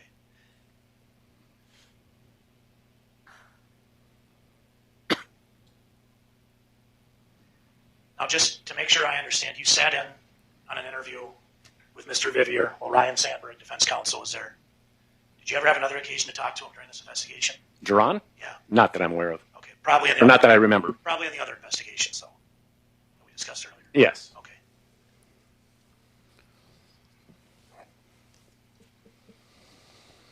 Evangeline, I did get another text about a caboodle. Yes, it's okay. Thank you.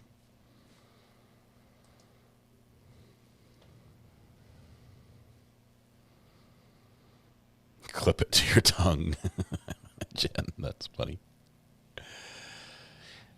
I don't have any further questions. I appreciate it, sir. All right. So, Nelson, do you have any redirect? Yes, Your Honor. Mr. Sandberg, the running man that was described here, we're not talking about the movie, we're talking about the person running near the scene there. Was that person you said was identified? It was. And how was that person identified? He came fourth. I don't remember his name. He was somebody out doing newspaper deliveries back when they did that, and he was finishing his route. So it was my memory.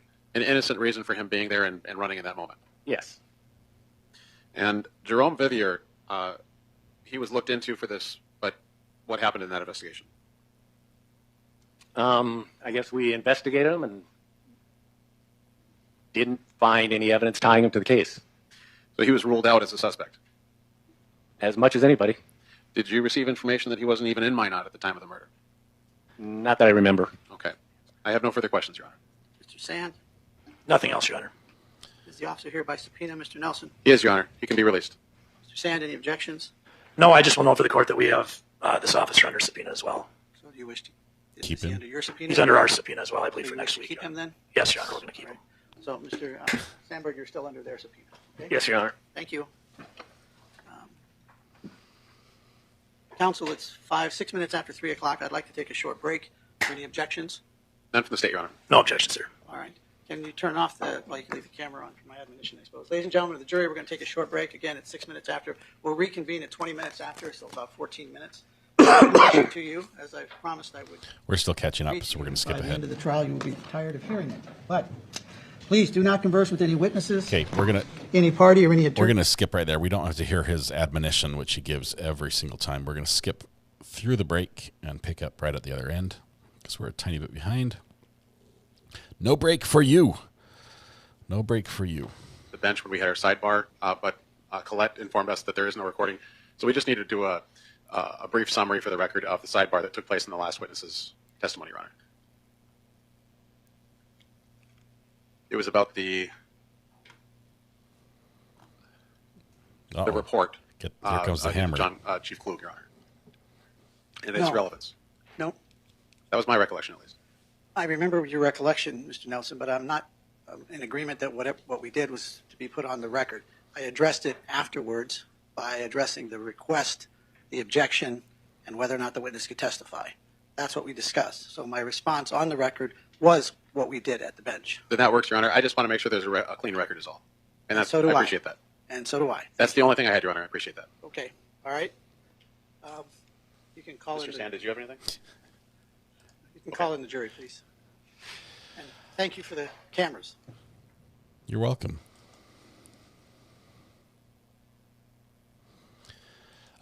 This camera is crooked. That's why the seal's crooked. The seal's actually straight. The camera is crooked. Yeah, someone's getting yelled at by this judge every day. That's going to happen. The hammer of justice, I think the judge probably threw his gavel a long time ago and bonked somebody right on the head. Bonk. I heard a bonk is different than a boink. Is that true? Do you boink someone or do you bonk someone? Now that I said that, probably not a good question. You boop them?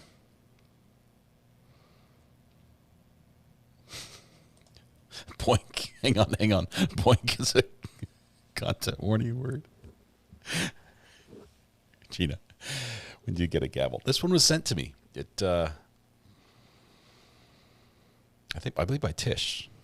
It says recovery addict, court of public opinion, established 2022. The jury is now present and seated. Mrs. Sorgan, do you waive roll call of the jury? Statements roll call, Your Honor.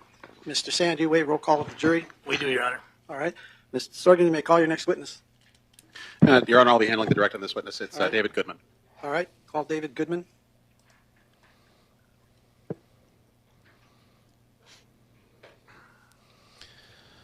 All right, David Goodman coming up. Apparently boinking and bonking are not good Sir, if you'll words. come up here, she's going to swear you an oath, please. Boop. We'll have to do boop from now on. Tell the truth, the whole truth, and nothing but the truth, so help you God. Yes, I do. And you have your seat over there, please. Oh, it's a real word. Once you're situated, officer, just have the mic aimed at your chin, please. Aim the mic All at right, your Mr. chin. Nelson, you may proceed. Thank you, Your Honor. Could you state your name for the record, please? David Goodman. And since, like the previous gentleman that have been testifying, you haven't testified in a while in district court, could you spell your last name for us, please? It's Goodman. Okay. In June of 2007, were you employed with the Minot Police Department? Yes, I was. What were the dates of your employment with the Minot Police Department? Started in May of 1990, and I retired in June of 2021. Okay. And could you give us a rundown of your training and experience? The 31 years of law enforcement experience. I started in dispatch. I was in that for about a year and a half. Hired on as a police officer. Went to the police academy in Bismarck. Attended that and graduated from that. Numerous hours of police training on various police topics, including investigative topics, and college, high school. We won't ask you for the graduation dates in high school. Okay. So you were a licensed peace officer during that period of time? Yes. Okay. And on June 4th of 2007, what was your role with the Minot Police Department? I was a sergeant in the investigations division. Okay. Now, was that your role through the end of your career as well? It was, yes. Okay. How did you come to be involved in this case? I was off duty, and I received a call from Lieutenant Rob White. I believe he was the shift commander that night, and he stated that detectives were out at the scene, and they were asking for additional manpower, so I came in to assist with that. Now, when you say shift commander, does that just mean the person who's basically in charge of the day-to-day operations of the police department at that moment? At that moment, and the patrol shift that is out in the street, yes. Okay. So did you then respond to for that incident that you were called out on? I did, yes. Okay. And where did you respond to? I responded initially to the police department. At that time, our vehicles were left at the police department, so I went there in my own vehicle. I got the gear and stuff that I needed to go up to the residence. When you say the gear, what do you mean by that? Well, just like my radio, my call-out bag, just my bag that would have stuff that I may need while I'm up at the scene. Okay. Random evidence for planting? No, just kidding. So you drove your personal vehicle to the police department and got a vehicle that was owned by the city? That's correct. Okay. And then you drove that vehicle to the scene? Yes. And what happened when you arrived at the scene? I met with the officers that were on scene, and they kind of briefed me on what they had up there at that point. I looked over the scene. I had brought a crime scope that we had used at that time up to the scene. What is a crime scope? It's just it's a light that's used to try and detect certain fibers or fluids that might not be seen by the naked eye. Black light. So a layman, is that the sort of thing that might be used to look for, say, blood or vomit or something like that, bodily fluids? That's correct. Okay. What happened next? We had kind of an ongoing discussion amongst the investigators that were there. We looked at the body. We saw Anita Knutson's body laying on her bed. Could you describe that for us, please? She was laying, she had a robe, very light pink colored robe on, and she was flopped over, kind of sitting on her legs, and her head was near the foot of the bed, and she was face down. I could see on the back of her robe, there was a small blood spot, kind of in the middle of the back of the robe, and I kind of suspected that she might have an injury somewhere on her back. Face down, seated on her legs? What happened next? We discussed again what we were going to do to proceed, and we decided that we wanted to look at her body closer just to see what we could determine was possibly the cause of her death, and go from there. So we had another detective that was on her way up to the scene, and she was bringing us some paper that we would use to lay down on the carpet just to keep it as, to try not to contaminate the scene. Is that the butcher paper that we're talking about, like 4 feet wide, the rolls that are 200 feet or whatever? Yeah, I always thought it reminded me of what every grade school has with the rolls of paper that they rip for art projects. The very same stuff. That's exactly what it was. Okay, please continue. We looked at the floor area next to her bed, and just to determine that there wasn't any evidence that we wanted to collect from there. And once Sergeant Murphy was on scene with that paper, she ripped off a chunk and laid it down on the floor so we could put Anita from the bed down onto that paper. So that's what we did. And at that point, we were able to get a closer look on what injuries she had. I noticed a stab to what would be her right chest area, and a stab in or what appeared to be a stab wound to the middle of her sternum. So it seemed obvious that that was more than likely her cause of death. And how were you able to determine that they were stab wounds? You could just kind of see the cut in the skin, and I've seen stab wounds many times throughout my career, and it seemed to match up with that. It was consistent with those other stab wounds that you saw? Yes. Okay. Please continue. So We also saw her back and noticed that there was no injury on her back. So we were trying to figure that out. And the best I could tell is it looked like the stab wound to her right chest area had run down and kind of back around onto her back as she was maneuvering to try and get up or whatever she was doing at that point when she ended up face down. Okay. Face down, excuse me. And that's how you saw her, was face down when you came in? Yes. Okay. What happened next? We took pictures of the scene, and we had assigned one of the investigators that was there as the evidence custodian. He kind of set up an area out in the kitchen, living room area where any evidence that was collected was brought to him, and we just kind of proceeded with that at that point. So a separate spot for collection? Well, a separate spot just to bring all the evidence to. Just an area that would be kind of away from the scene of the homicide, but yet still in the apartment, so we could just kind of take everything to that one officer so he could record it. And so just for purposes of inventory? Correct. And catalog, make sure that everything was recorded, that sort of thing? Yes. Okay. Please continue. We began to take pictures, and I don't remember exactly who took pictures, but began to take pictures of the apartment. I noticed that her room, I just kind of took a mental note that her room seemed to be not in disarray. There were things set up on her dresser and stuff that weren't tipped over, so it didn't appear that there was any sort of a scuffle. I was trying to see if, no burglary. In my mind, if I could come up with a motive, what took place or what had happened. I noticed her purse was sitting there, had cash visible in it, so it didn't appear to be a robbery or a burglary or anything like that. Now, you've seen other crime scenes in your history as a detective with the Minot Police Department. Yes. And you said that this one, things weren't disturbed. Things did not appear to be disturbed to indicate that there was a scuffle of any kind. In those other crime scenes that you've seen, disturbed things, do those usually indicate that a scuffle, a fight of some kind occurred? Yes, I've seen that over my career where things are tipped over or messed up. So the absence of that indicates that we don't know if there was or was not, but there's no evidence of a fight. I did not see any evidence of a fight or a scuffle at all. Okay, please continue.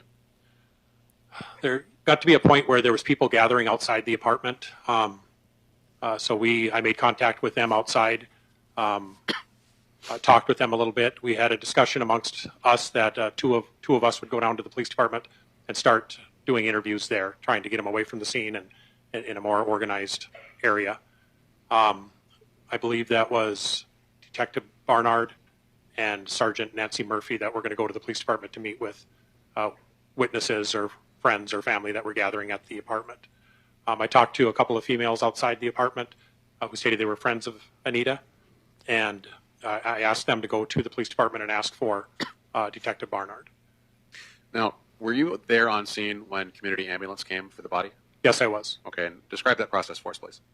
I had, not too long before that, I had met with Anita's aunt and the gentleman that was with her. They were at the scene, and she stated that she wanted to remain there until Anita's body was removed from the scene. I told her that I felt that was close because we had, I believe, dispatch reach out to community ambulance, and I knew that they were on their way up there. By that time, it was getting pretty late. It was pushing, I think, towards midnight, maybe 11:30 to midnight. So they did arrive on scene with the community ambulance vehicle. We had, again, discussed amongst ourselves that we wanted somebody to make a positive identification of Anita, somebody that knew her. So I went back out and I spoke with her aunt and the gentleman that was with her, and they both stated they'd be willing to do that. But again, the gentleman with her said that he would be the one to do it and that he had known her for approximately 15 years, I believe. So he came in. By that time, community ambulance had been into the apartment, and we assisted them in putting her into a body bag. And we had her on the gurney moved out to the living room, and I unzipped the body bag enough just so he could see her face. And he said right away that he was 100% sure that was Anita. So he identified the victim of the homicide as Anita Knutson? He did, yes. Okay. What happened next? At that point, her body was removed from the scene. We continued to process the scene and collect anything that we thought was of any possible evidentiary value. And I had also been asked by one of the other investigators to make contact with the maintenance man who was standing outside. And and visit with him about Anita's window and the screen that was in her window, and just kind of what he knew about this. So at some point in all of that, I did go out and meet with him.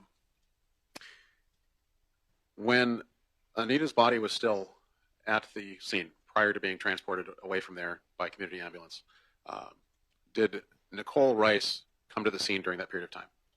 I believe she was outside the residence, but she was not inside at all, no. So she would have been outside the residence. First mention and you of testified a moment ago that Anita's defendant. body was put into a body bag? Correct. Like the black plastic that we see on TV? Yes. Can you see through that black plastic? No.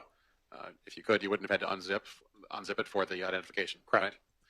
Right? So the defendant could not have seen what Anita looked like because the body was in the bag the entire time it was transported to the... Objection, Your Honor. He's testifying. Sustained. Could she have seen the body at that point? No.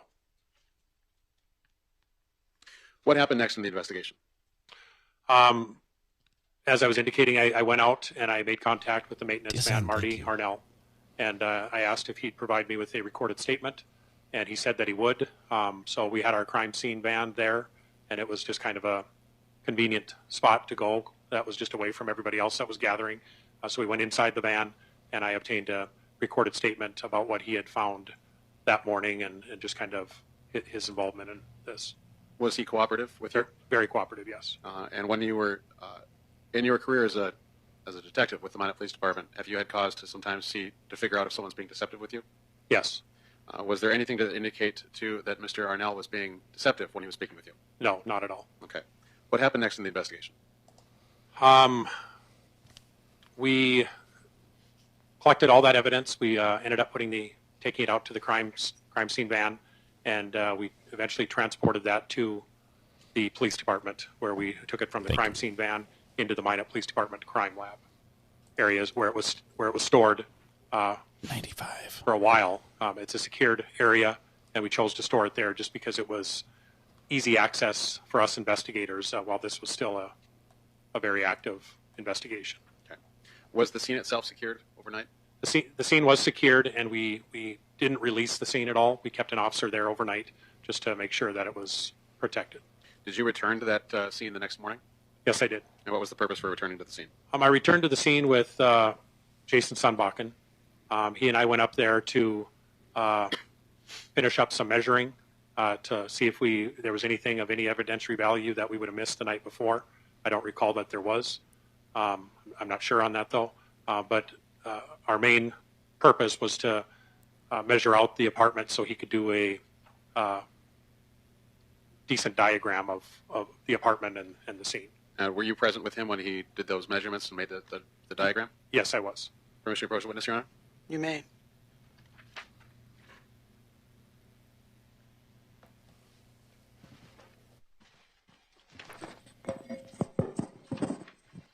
Now, Detective Goodman have handed you a document. Do you recognize that document? I do, yes. Is that a true and accurate copy of that document? Yes. Is that the diagram that was created? Yes, appears to be. That's a one-page document, is that correct? Yes. State moves to enter Exhibit 10 into evidence, Your Honor. Objection, Your Honor. He didn't show it to me on his walk-up. I asked him to take a look at it. I don't know what he's showing to him. I'd just like to take a look at it. You may. Good to go. Thank you. I've never heard that. Objection, he didn't show it to me. Keep your comments based on the case, gentlemen. Thank you. Is that a hammer No of objection. justice? Plaintiff's Exhibit 10 is received without objection. So that is the diagram of the apartment? Yes. And does that show where Anita's body was found? Yes, it does. What happened next? At that point, we were finishing up there. We had discussed with other investigators whether we needed to hold the scene any longer. We didn't feel we needed to. We wanted Anita's roommate, Nichole Thomas, it was at the time. Is that the defendant here today? I believe so. Okay. Yes. Please continue.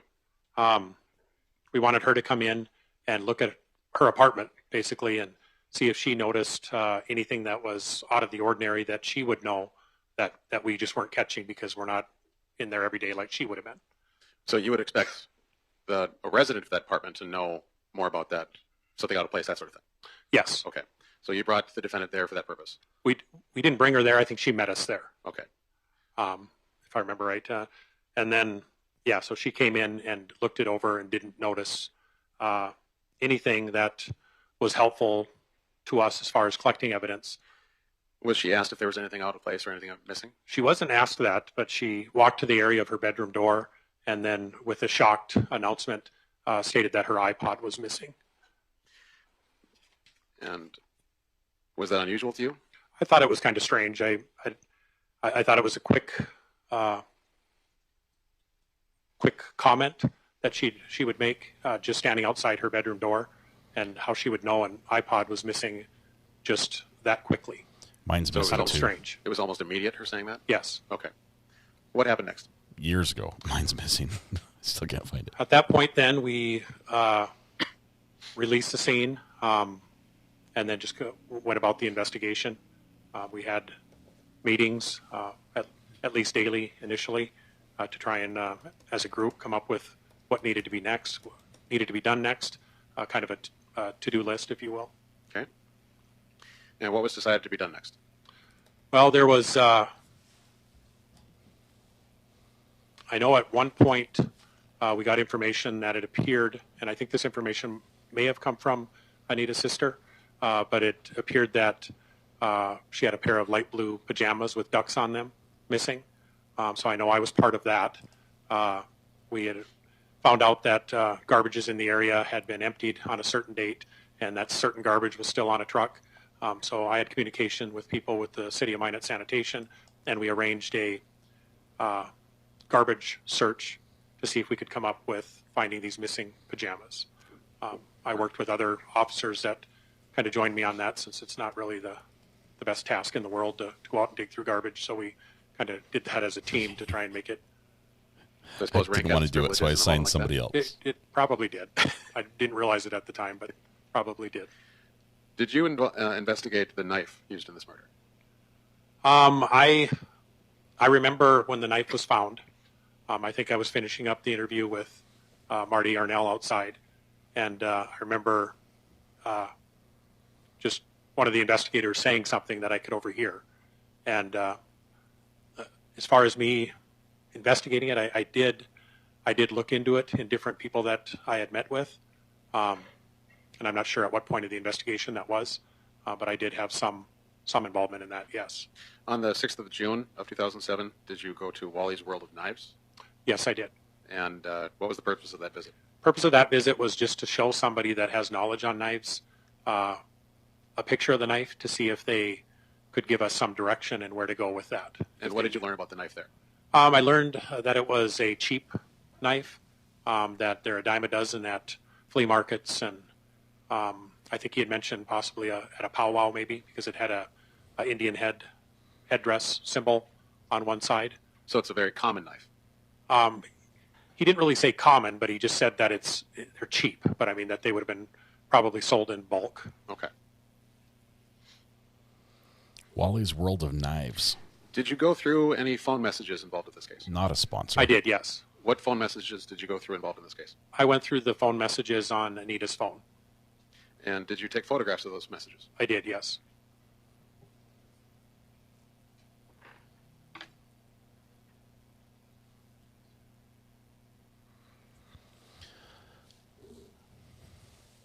Since it's Judge Hagar, I thought it was appropriate to add some alliteration to the justice counter. So it's Hagar's Hammer of Justice counter. Should I get rid of counter? Just make it Hagar's Hammer of Justice.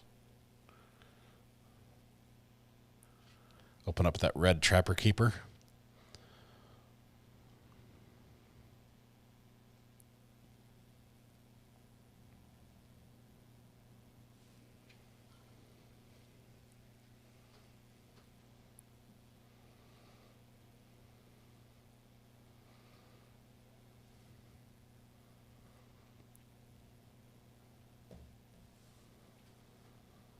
If you could hurry up, we do have other witnesses for today, he says. I haven't even got to show you all the locks and talk about security and everything. We're falling behind.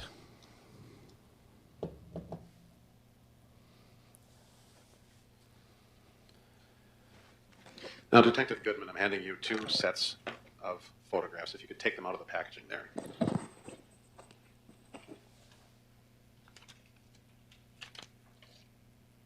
Do you recognize that set? Yes. And what are those photographs of? Just photographs of messages. From one is from her outbox, and one is just one of the messages from her phone. And are these true and accurate photographs or copies of the photograph that you took of the victim's phone? Yes. State moves to enter this into evidence. It's 11A and B. Is that correct? Yes. You can hand me the plastic back and keep the paper. And if you could take it's kind of a trapper keeper type thing there, the orange He said it again. plastic.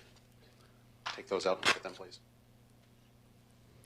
Oh, excuse me. The state moves to enter Exhibit 11A and 11B into evidence. Mr. Sam. No objection, Your Honor. State's Exhibits 11A and 11B are received without objection. And if you could look at these, please.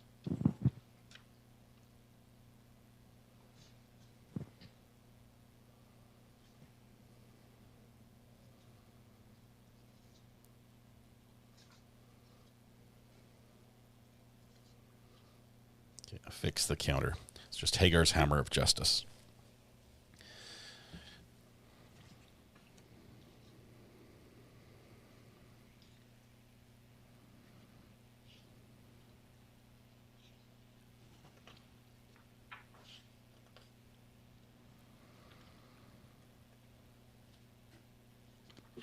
And are those true and accurate copies of the photographs that you took of those messages? Yes, they are.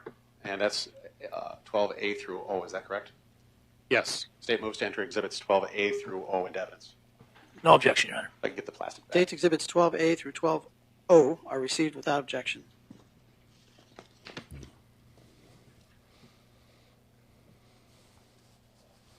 This is Judge Hagar, so it's Hagar's hammer of justice.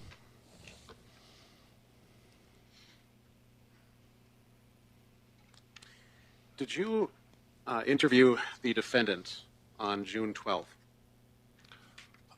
Possibly June 11th? Or June 11th, excuse me. Yes, I did. Okay.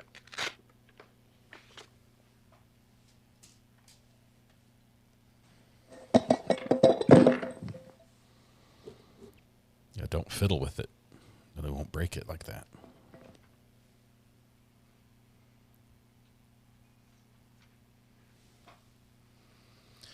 Not Sammy Hagar, it's Richard Hagar. Judge Richard Hagar. He plays the tunes of justice, not the guitar.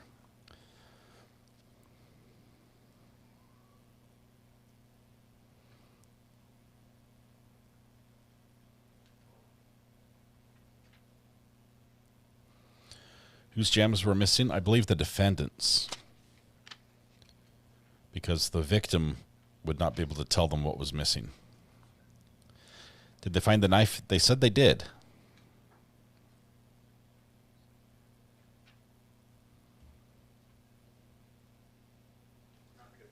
You may. Make sure your microphones are off. It's a YouTube problem. Oh. And then it got bright. I saw the light in court today. What are we looking at? Somebody tell us.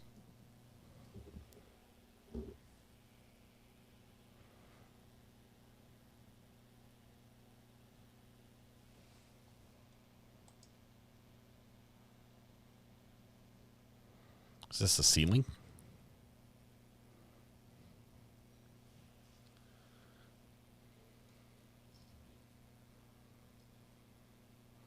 Oh, the victim's sister said the victim's duck PJs were missing. Don't go towards the light. I think somebody hit the camera or is standing right in front of it, or I see some hair, so it's like we're looking up over the back of somebody's,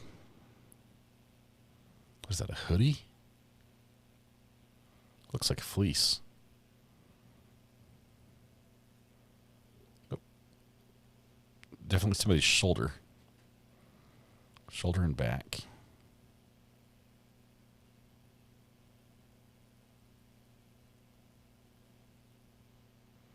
I don't know what. Do we have to go back and hear what they said? Make sure the microphones are off. What?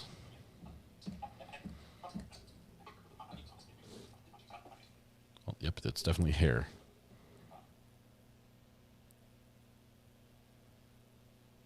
Okay, let me listen here just 1 second. I'll bring in just the sound. There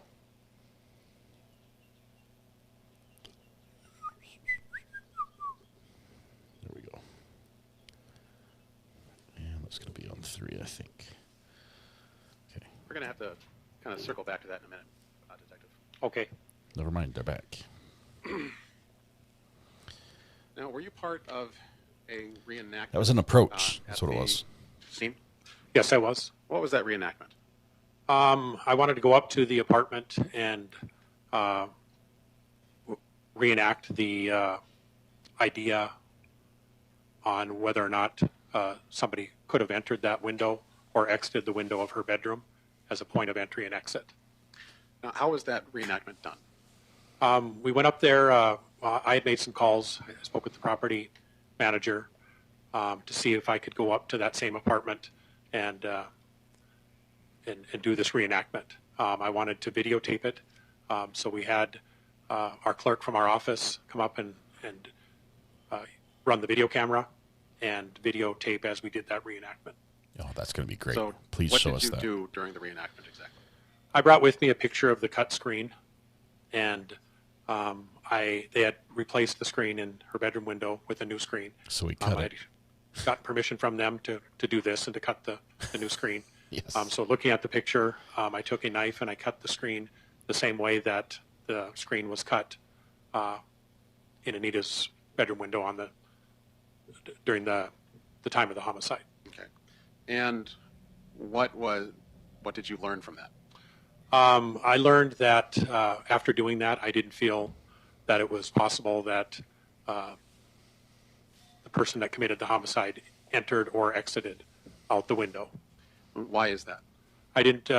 In doing it, we tested it with myself and with a Sergeant Thompson, who's about my height, a little bit shorter, much skinnier, and then also with our clerk, and she's a shorter, petite gal, and the screen was stretching and tearing in different areas than the original screen that we had from the time of the homicide. Okay. Now, what year did you say that you retired from the Minot Police Department? 2021. Okay. Did this case basically become yours at a certain point?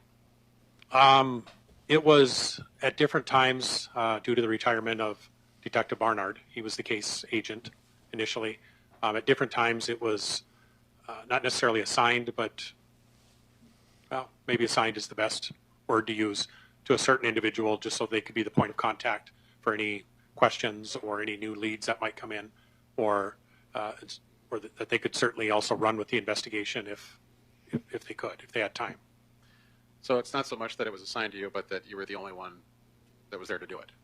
I was during my time. I remember it being assigned to one of the other investigators before me. Then I think he got promoted out of the office, and then it was assigned to me for a while. And then I would just, any calls about it or questions about the case would be directed to me. Okay. Now, in your time as a detective at the Minot Police Department, were you contacted by podcasts, TV shows, that sort of thing for information on this case? Yes. What sort of entities were contacting you? I know Crime Watch Daily contacted me. Dateline has contacted me. Now, was there a certain point when the Minot Police Department kind of made the decision that they were going to shift from not necessarily cooperating to working with those folks? There was. Yeah, that was a different TV show, Cold Justice, I believe the name of that one is. When they started offering money? Do you know why there was a change in that? It got to a point where the administration, I believe, discussed it and decided that at that point we weren't at a point in the investigation where we felt that it could be brought to the prosecutor's office. I suspect that they decided at that time that they were going to try that. Now, you were in the detectives part of the Minot Police Department for 14 years before you retired after the murder, or roughly that, right? Because you retired in 2021? Yes. In that 14 years, did you have the time with other cases? I'm assuming you had other cases you had to investigate? During that time, yes. I had other cases to investigate, and cases came in at a steady pace daily.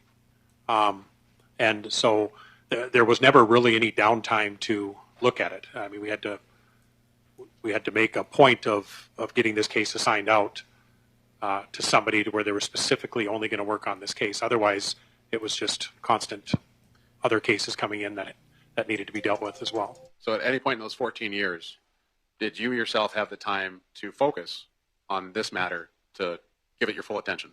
No.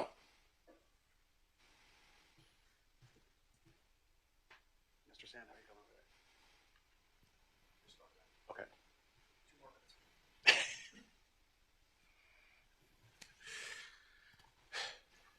Now, in the 14 years that you investigated this case or were part of the investigation, were there other suspects that came up that needed to be looked at? Other people came up quite a bit, yes. Okay. And how did you go about eliminating those people as suspects?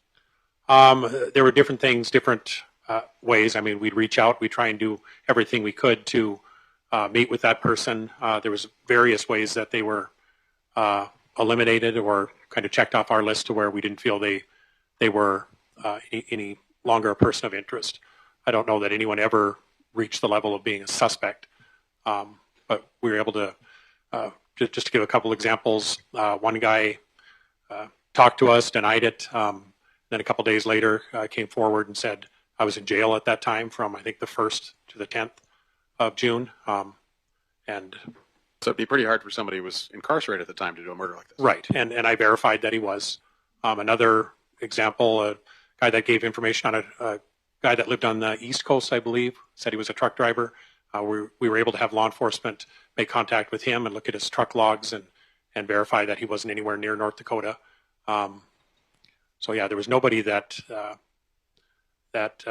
we were looking at that we thought needed to be bumped up to the level of being a suspect in this case. Okay. During that entire investigation, did you ever determine that the defendant was not a suspect?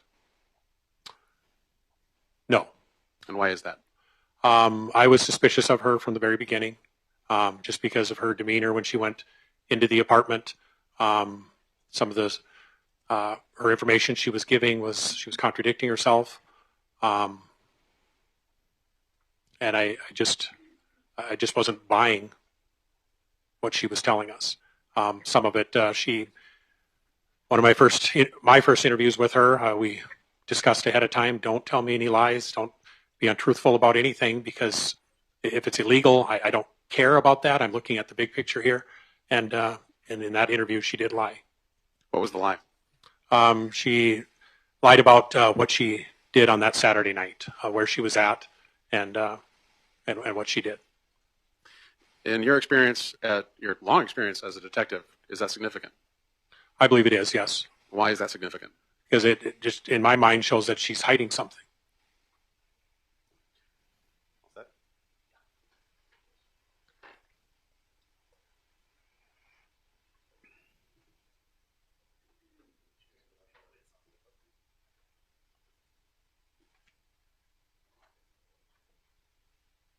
Well, is she?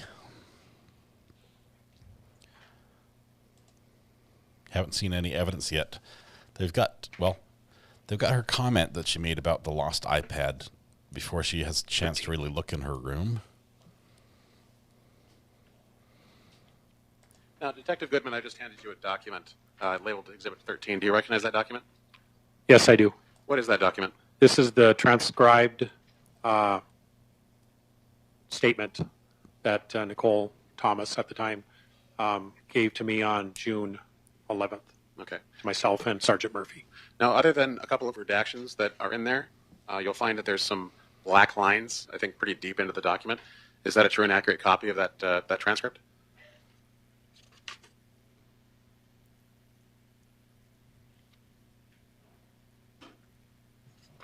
Yes, appears to be. The state moves to enter Exhibit 13 into evidence, Your Honor. Mr. Sand? No objection, Your Honor. Plaintiff's Exhibit 13 is received without objection.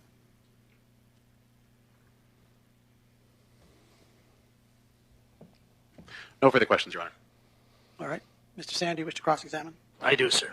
You may proceed.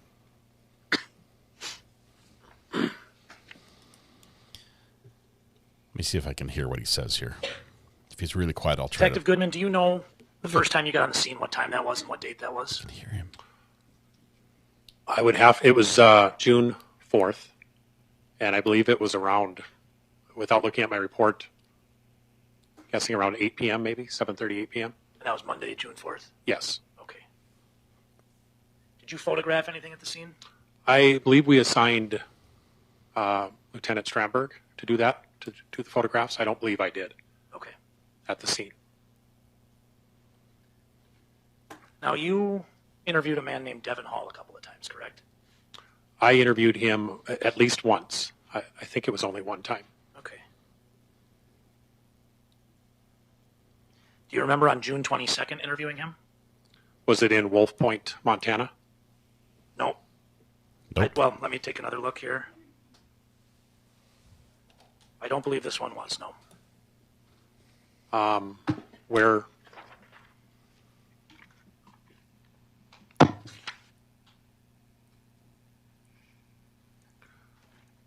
Did you have a chance to review your reports before you came in today? I reviewed some, but I didn't review all the Show you a pages. copy of page 16 of your report. Maybe read from here to here. Will that refresh your recollection?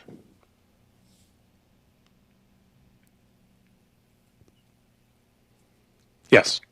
Yeah, it looks like Detective Barnard and I did interview Devin Hall. Devin Hall on June 22nd. Okay, you see the contents of what's in there? You want me to read it? Okay. To yourself.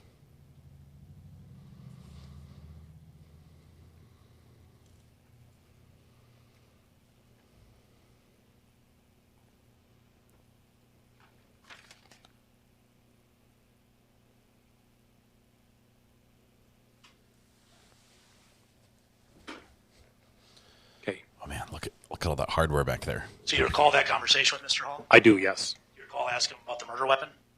I recall asking him about a knife. What did you ask him about the knife? Just if he had recognized the knife, if he had seen the knife before.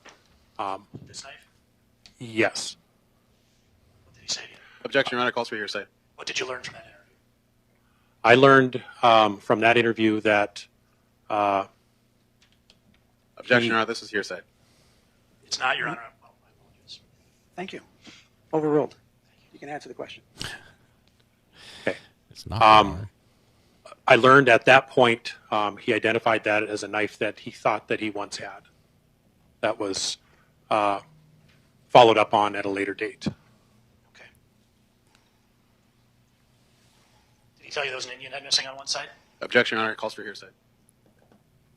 Did you learn? Sustained. Did you learn that he knew there was an Indian head missing on the other side? I learned from him that the medallion, I guess, if you will, was missing from the other side. Again, followed up on a later date. Pardon? On the knife that he had. On a knife that he thought he had. Is there a medallion missing from this knife? There is. Where did it come from? Where did this knife come from? That knife, that's a picture of the knife that we located at the scene of the homicide. You know where it was at the homicide? It was on the foot of the bed, near the window. Next to Anita's body. Correct. On the same bed. Correct. Devin Hall said that he had a knife. I want to make sure I got this right. That was missing a medallion, an Indian head medallion. And you found this knife at the scene. Your Honor, is there a reason Mr. Sand is moving about the well? You have an objection, Mr. Nelson? I do, Your Honor. There's no purpose for this. You can ask questions at the counsel table. Overruled. Sorry, sir.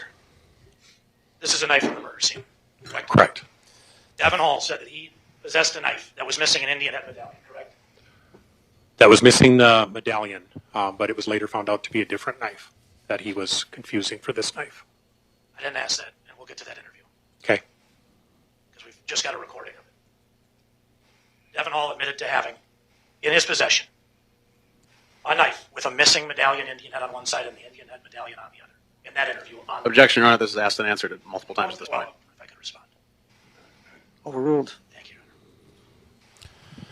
He admitted to having a knife that was missing the medallion on one side. And had the Indian head medallion on the other. Had the medallion on the other side, but he confused it for another knife.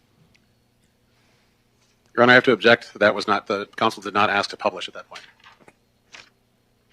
The objection is overruled. They don't like each other. That was definitely a folding knife. I'm going to grab a screenshot of that when I'm got a minute here. You went out to Wolf Point, isn't that right? Yes, I did. Did you interview some people out there? Yes. Did you interview Ms. Howling Wolf? This is important. What's her first name? Renita? What would have it been about? I don't. It would have been about Devin Hall and this murder. Okay. I interviewed several. I tell you that in my discovery have that. Would that make you feel more inclined to say that you went out there and interviewed her, sir? Yeah, if you're saying I did, I probably did. I interviewed several people out there. Thank you, sir. Yep.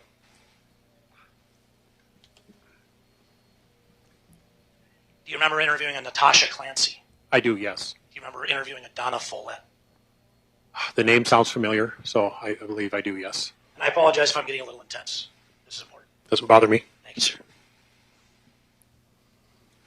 Do you recall what happened in those interviews? I recall some of what happened. Do you recall what you learned? I do. To a certain point. I mean, I don't remember everything. One thing I'd like to ask you, it looks like the last piece of evidence you got was a transcript, correct? That was entered into evidence? From Nichole? Nichole. Correct. Correct, okay. I have some transcripts here as well. Okay. So on June 12th, 2007, did you interview Renita Howling-Wolf and Melda Lambert? On June 12th? 2007. Can I look at it?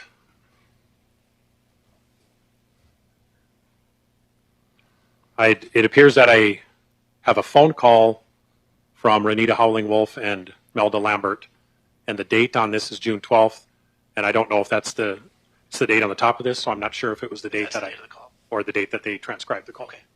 But this is a call between you and Ms. Howling-Wolf and Ms. Lambert. Yes, it appears to be. Okay. Defense is going to offer this transcript as an exhibit, Your Honor. Your Honor, the state objects. It's full of hearsay. Your Honor, the state just put a transcript in. Statements from the defendant are not hearsay by rule. This is a transcript of a phone call that he conducted, Your Honor. I'm going to ask him about that phone call. The third party. The objection is sustained, Mr. Sand. If you want to ask him questions about it, you can ask him questions. I will. Thank you, sir. Appreciate it. I have you look at this transcript to refresh your recollection. First page is the most important. Objection for the commentary. It's full of hearsay.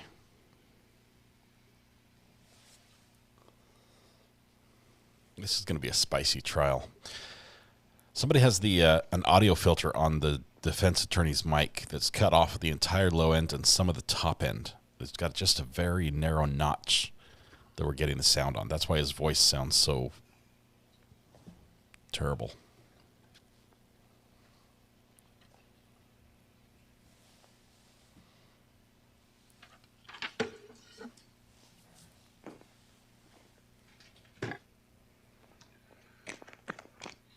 I'm assuming that you just want me to read the first page then? No, if you could look through the whole thing, I'd appreciate it. Just the first page is the most important. Thank you. Okay.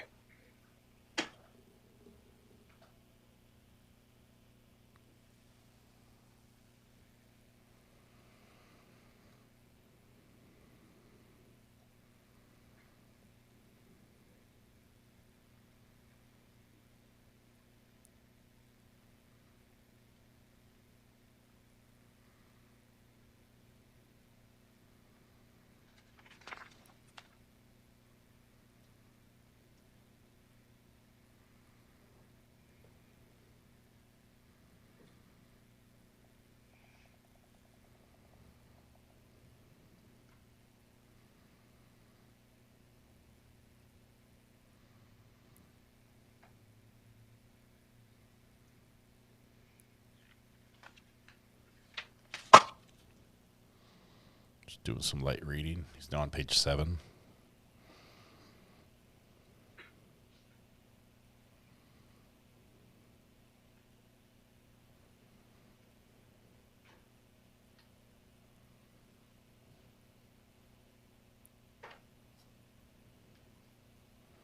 I cannot find a duplicate of this knife.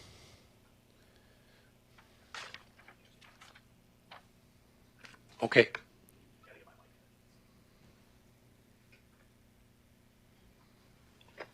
You've had a chance to review that? Yes.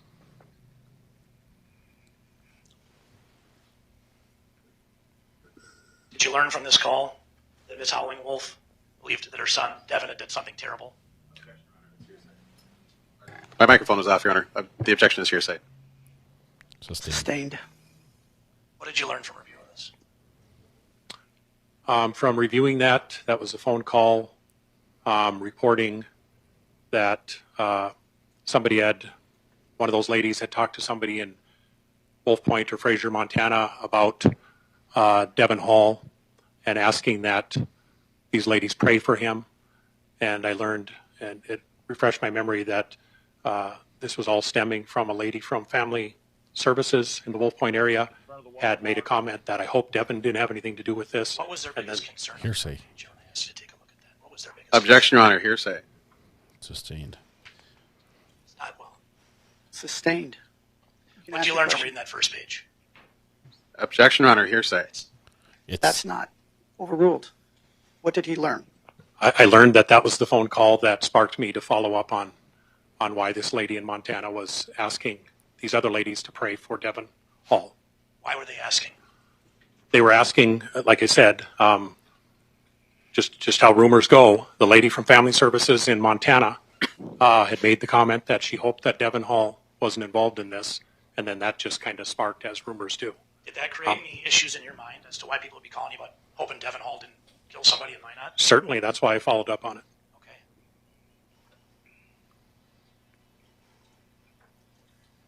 So from your testimony, what I'm understanding is these women called you and were concerned that Devin Hall may have killed someone in Minot. Is that what you're saying? Yeah, they were saying, or she was saying, asking them to pray for her grandson because that, like I said, that rumor flew once the lady from Family Services brought that up and said, I hope he had nothing to do with that incident in Minot. Minot. How far Wolf Point is from Minot? Oh, about a 4-hour drive, I think. 3-4 hour drive.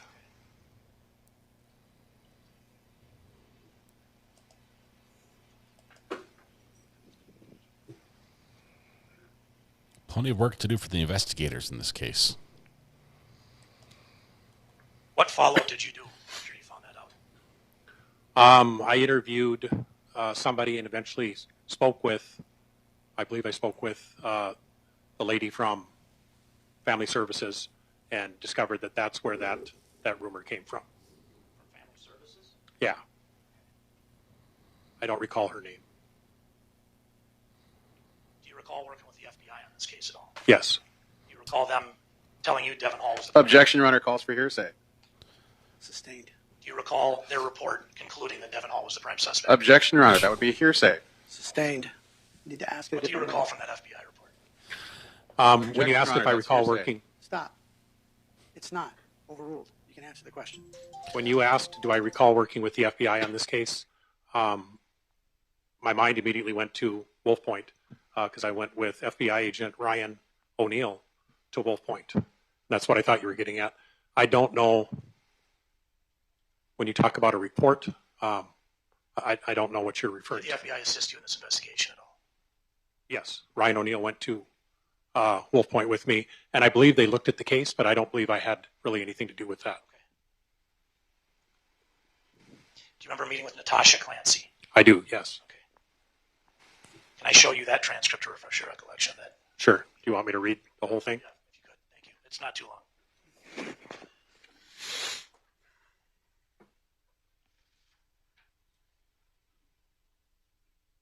Well, he does a little light reading here, and we look at the back of the suit.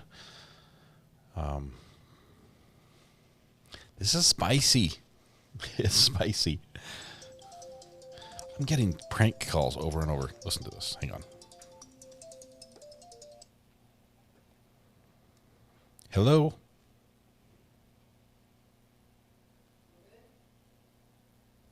Hello? See? They just keep hanging up. I've got like 15 of them today.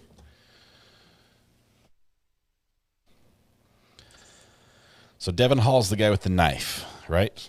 Who thought it was his knife, said, oh yeah, I remember that knife because the other side's missing a medallion, right? And they turned it over like, yeah, it is. And he's like, and they said, oh, but it's a different knife. So Sloth Life says it's not me. I'm not using my minutes.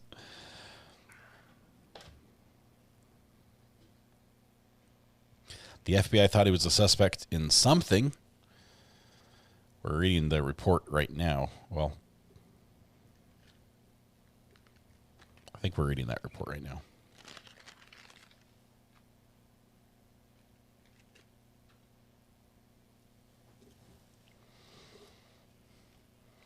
See if I can show you the knives again just for a second. We just got a moment to see the knives. And it looks like this right here.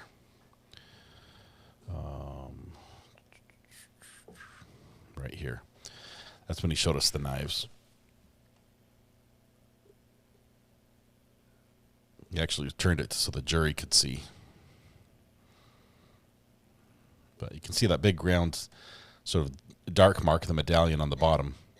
It's missing on the top piece. It should have been on the top and the bottom, but not there.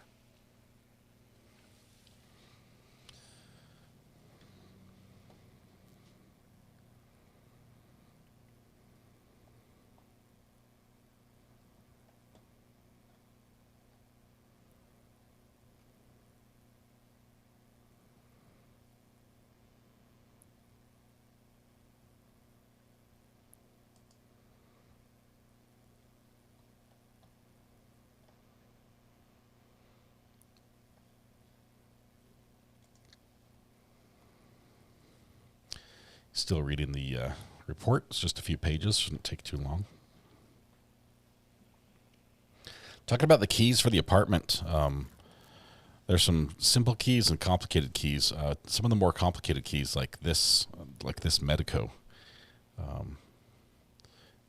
is, if you look really close on it, okay, it'll tell you. Conjunction with that, I'm going to have you refresh your recollection on this paragraph of the report right here.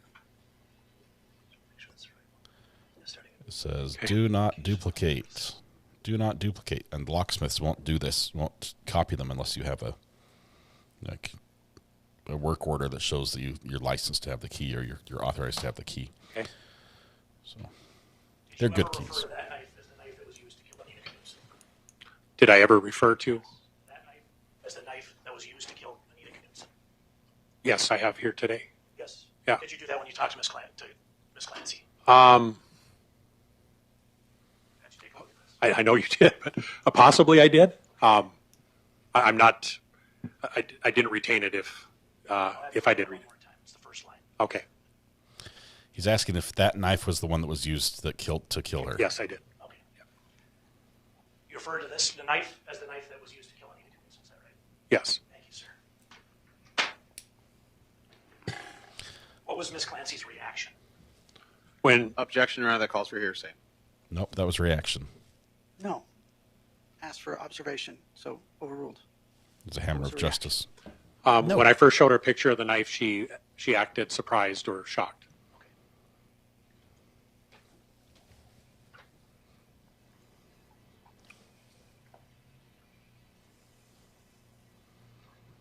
Do you know Miss Clancy's relationship to Devin Hall?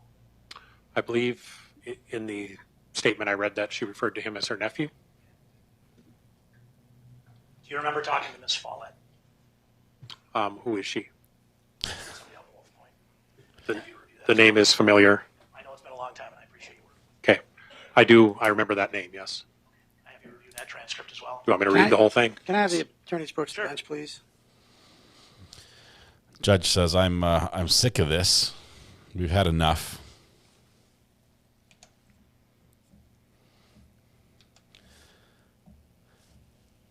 There's going to be objection, hearsay, and then he works his way around it. I think the workaround is actually too close to still being hearsay.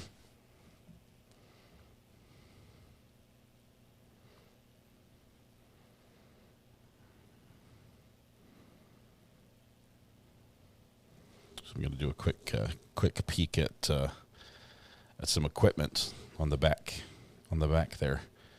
It looks like. Oh, never mind. We're back. I'll do it later.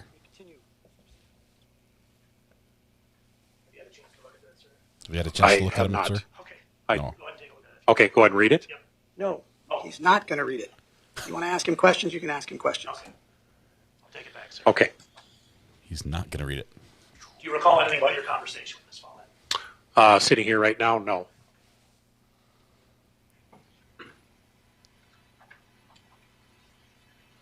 So you can't refresh his recollection? I wonder what the judge's ruling was It's on fair that. to say you spoke with a number of people out at Wolf Point. Correct. Devin Hall's name sounds like it kept coming up. In fact, you went out to Wolf Point and met with Devin Hall's name. I did, yes. Phil, welcome. OG, 23 months. Had some stuff for you today, Phil. Even have a gotta keep them separated moment. My bunny poops on my travel credits. Did you do any investigation on Club 101? Yes. Did you go through the records of Club 101 of who had entered? Yes. Okay. What'd you learn from that? Not a whole lot. Learned that Anita Knutson had been at that club, I think around mid-May. Okay. I tried to identify active military people, so I sent it to OSI on the Minot Air Force Base for them to review to try and see who was active military on that list. I checked our local files to try and identify local people just to see if I would identify somebody that stuck out for some reason, somebody that was traveling through. You identified Jerron Vivier. Do you recall that? Off that list? I do not. You don't? I don't. Can I have you take a look at this and Sure. refresh your recollection? Sure. It's at the bottom of the page.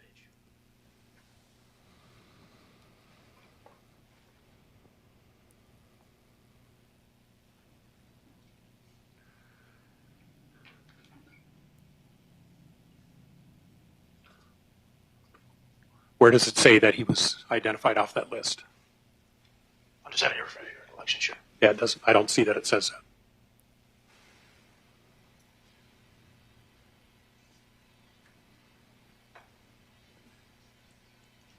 Do you recall a list being part of your report? What I just read? A list going through who was at Club 101? I recall that being part of the case file, yes. Okay. Do you recall Jerron Vivier being there? At the 101 Club? Yes. I do not. I'm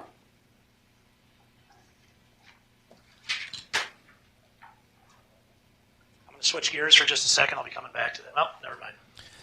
Nikki, 23 months as well. OG. You recall sending a list of who was at the 101 Club to Dan Dahl on July 9th, 2007. I recall that, and again, I don't recognize the name Dan Dahl, but I recognize the phone number as it being a base-related phone number. You recognize your name there? And my name, yes. So this must be what I was referring to when I sent it to the base OSI. So you sent this to OSI. Yes.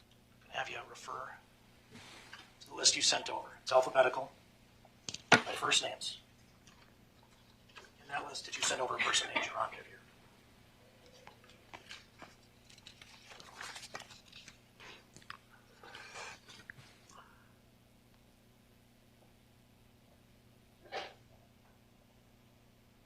Yes. Okay. And I know it's been a long time, officer, but it's important that we get this right. Can I have that back? Yes. Thanks.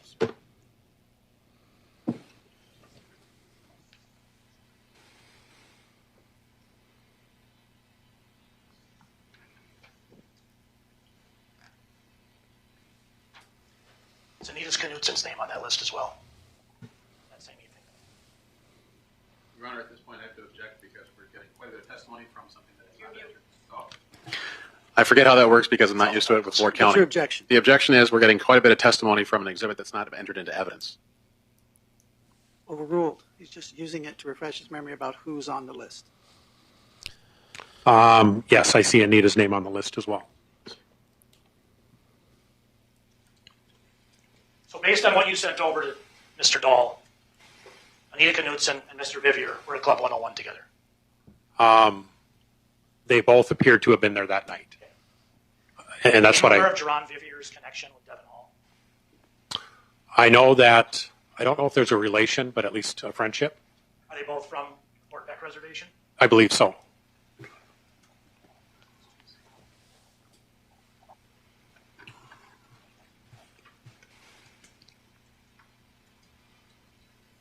After your interview at Wolf Point, did you do any other follow-up with Devin Hall?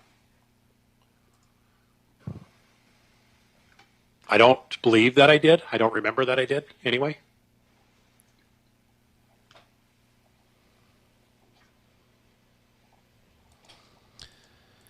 Jennifer, Did you know anything about Jerron Vivier outside of what I've asked you? I During the time of the investigation, I do remember his name, yes.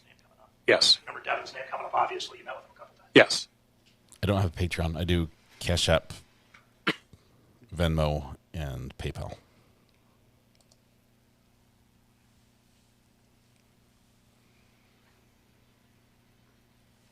If you want one of those, I'd be happy to send it to you.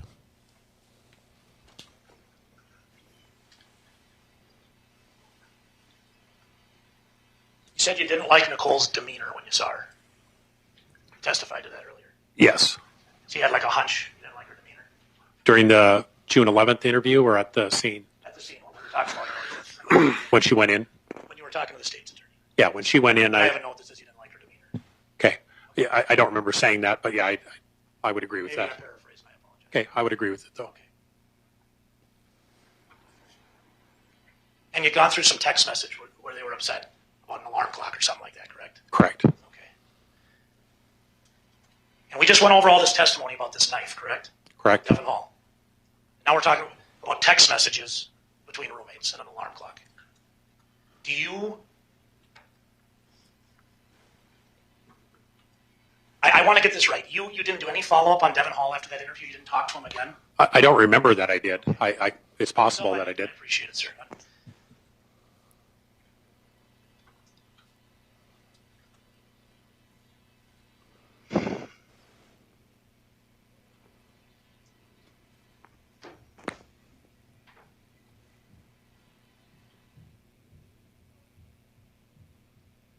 Further questions? Okay, thank you. All right, back on redirect. Mr. Nelson, are you going to have a... I can be very brief, Your Honor, and we can... I'll hold you to that, Mr. Nelson. I appreciate that, Your Honor. You've never been shy about that. Go ahead. Was there any information that you learned in your investigation that Jerome Vivier was at all attached to Anita Knutson in any way, shape, or form? No. So there's no connection between the two of them other than they both happened to be in the same nightclub on the same night? Correct. Were there quite a few other people that were in that same nightclub that same night? Yes.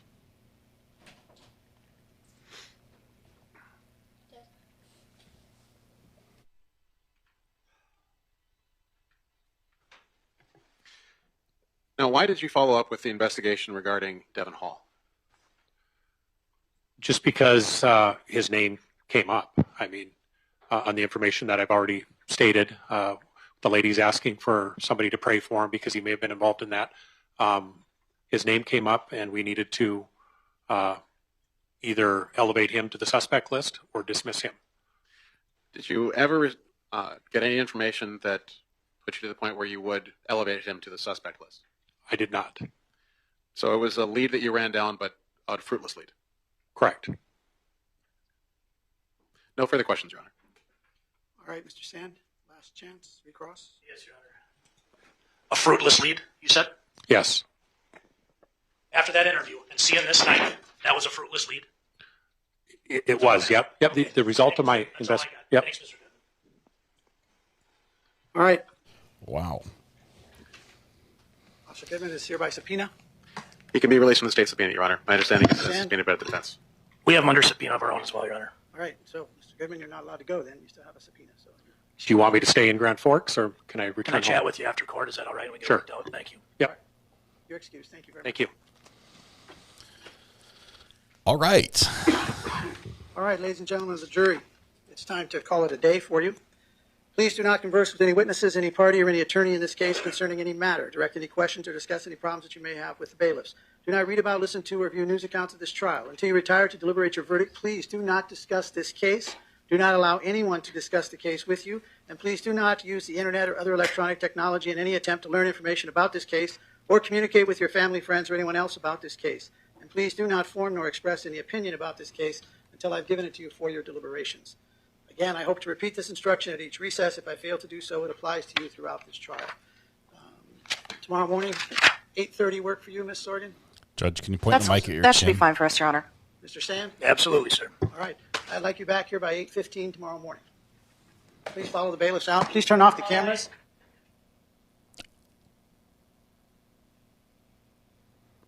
Do we count that as a one last hammer of justice? He said please. He said please. It's not hammer of justice if it's a please, right?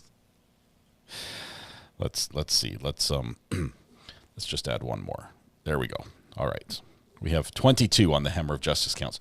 8:15 tomorrow. So now we have 2 cases going on tomorrow. Yay! We're going to start this one, and then maybe during lunch follow up and try to catch the closing statements, closing arguments in our New Hampshire.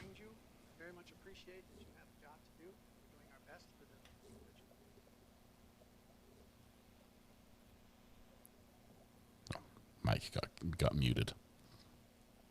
That was fast. I think this is a big case. This is a big case for a couple of reasons. First, it's a cold case, right? And cold cases always are a big deal. A lot of people have put a lot of effort into this for years. We're seeing witness after witness who has finished their career in law enforcement, and this for them was one of those we just will never know moments. And now here they are in court testifying years after they've stopped testifying in trials because they've retired and moved on. So it's crazy that we have prosecution who does not like the defense, and they're not shy about that. The judge is not shy about telling you if you are wrong, which we love because we're counting that. It's done 22 hammers of justice so far. What time zone is 8:30? 8:30 Central is 9:30? Might be 9:30. Does anyone have any thoughts on whether she's guilty or not? Right now, she's not guilty. I have not heard any evidence other than the fact that they might not have gotten along, and she was quick to say her iPod was missing. If that's all they've got, there's no evidence. And the odds of this ending in a mistrial or an acquittal are very, very high. If they had enough evidence to convict her early on, they would have charged this 20 years ago or 2007, 18 years ago. So, man, just crazy. This is a big trial. It's bigger than you. It's bigger than me. It's bigger than all of us. It's bigger than all of us. So we're gonna go ahead and let's see. North Dakota is Central. So 9:30 start time for this tomorrow. That works. Any questions? Anything we need to talk about before we wrap up for the day? This has been our third live stream of the day at 6 o'clock. Make it quick. I've started the music, so if you're not getting the answer, not putting your question in chat, we'll talk about locks some other time. We'll talk about locks and keys and why these two keys. These two keys are for the same lock or same style of lock. One is really good and one is really bad. You just don't know that until you know. All right. The description says day 1. That's because I broke it.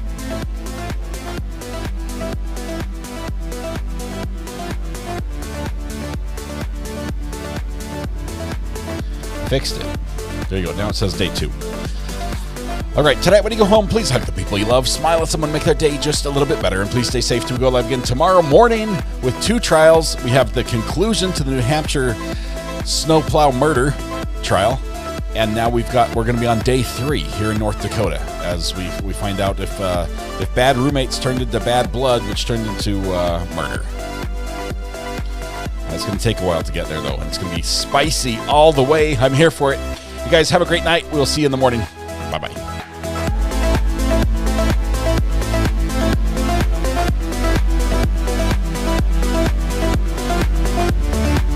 I just need to put it back. I had to take it down for something I was doing.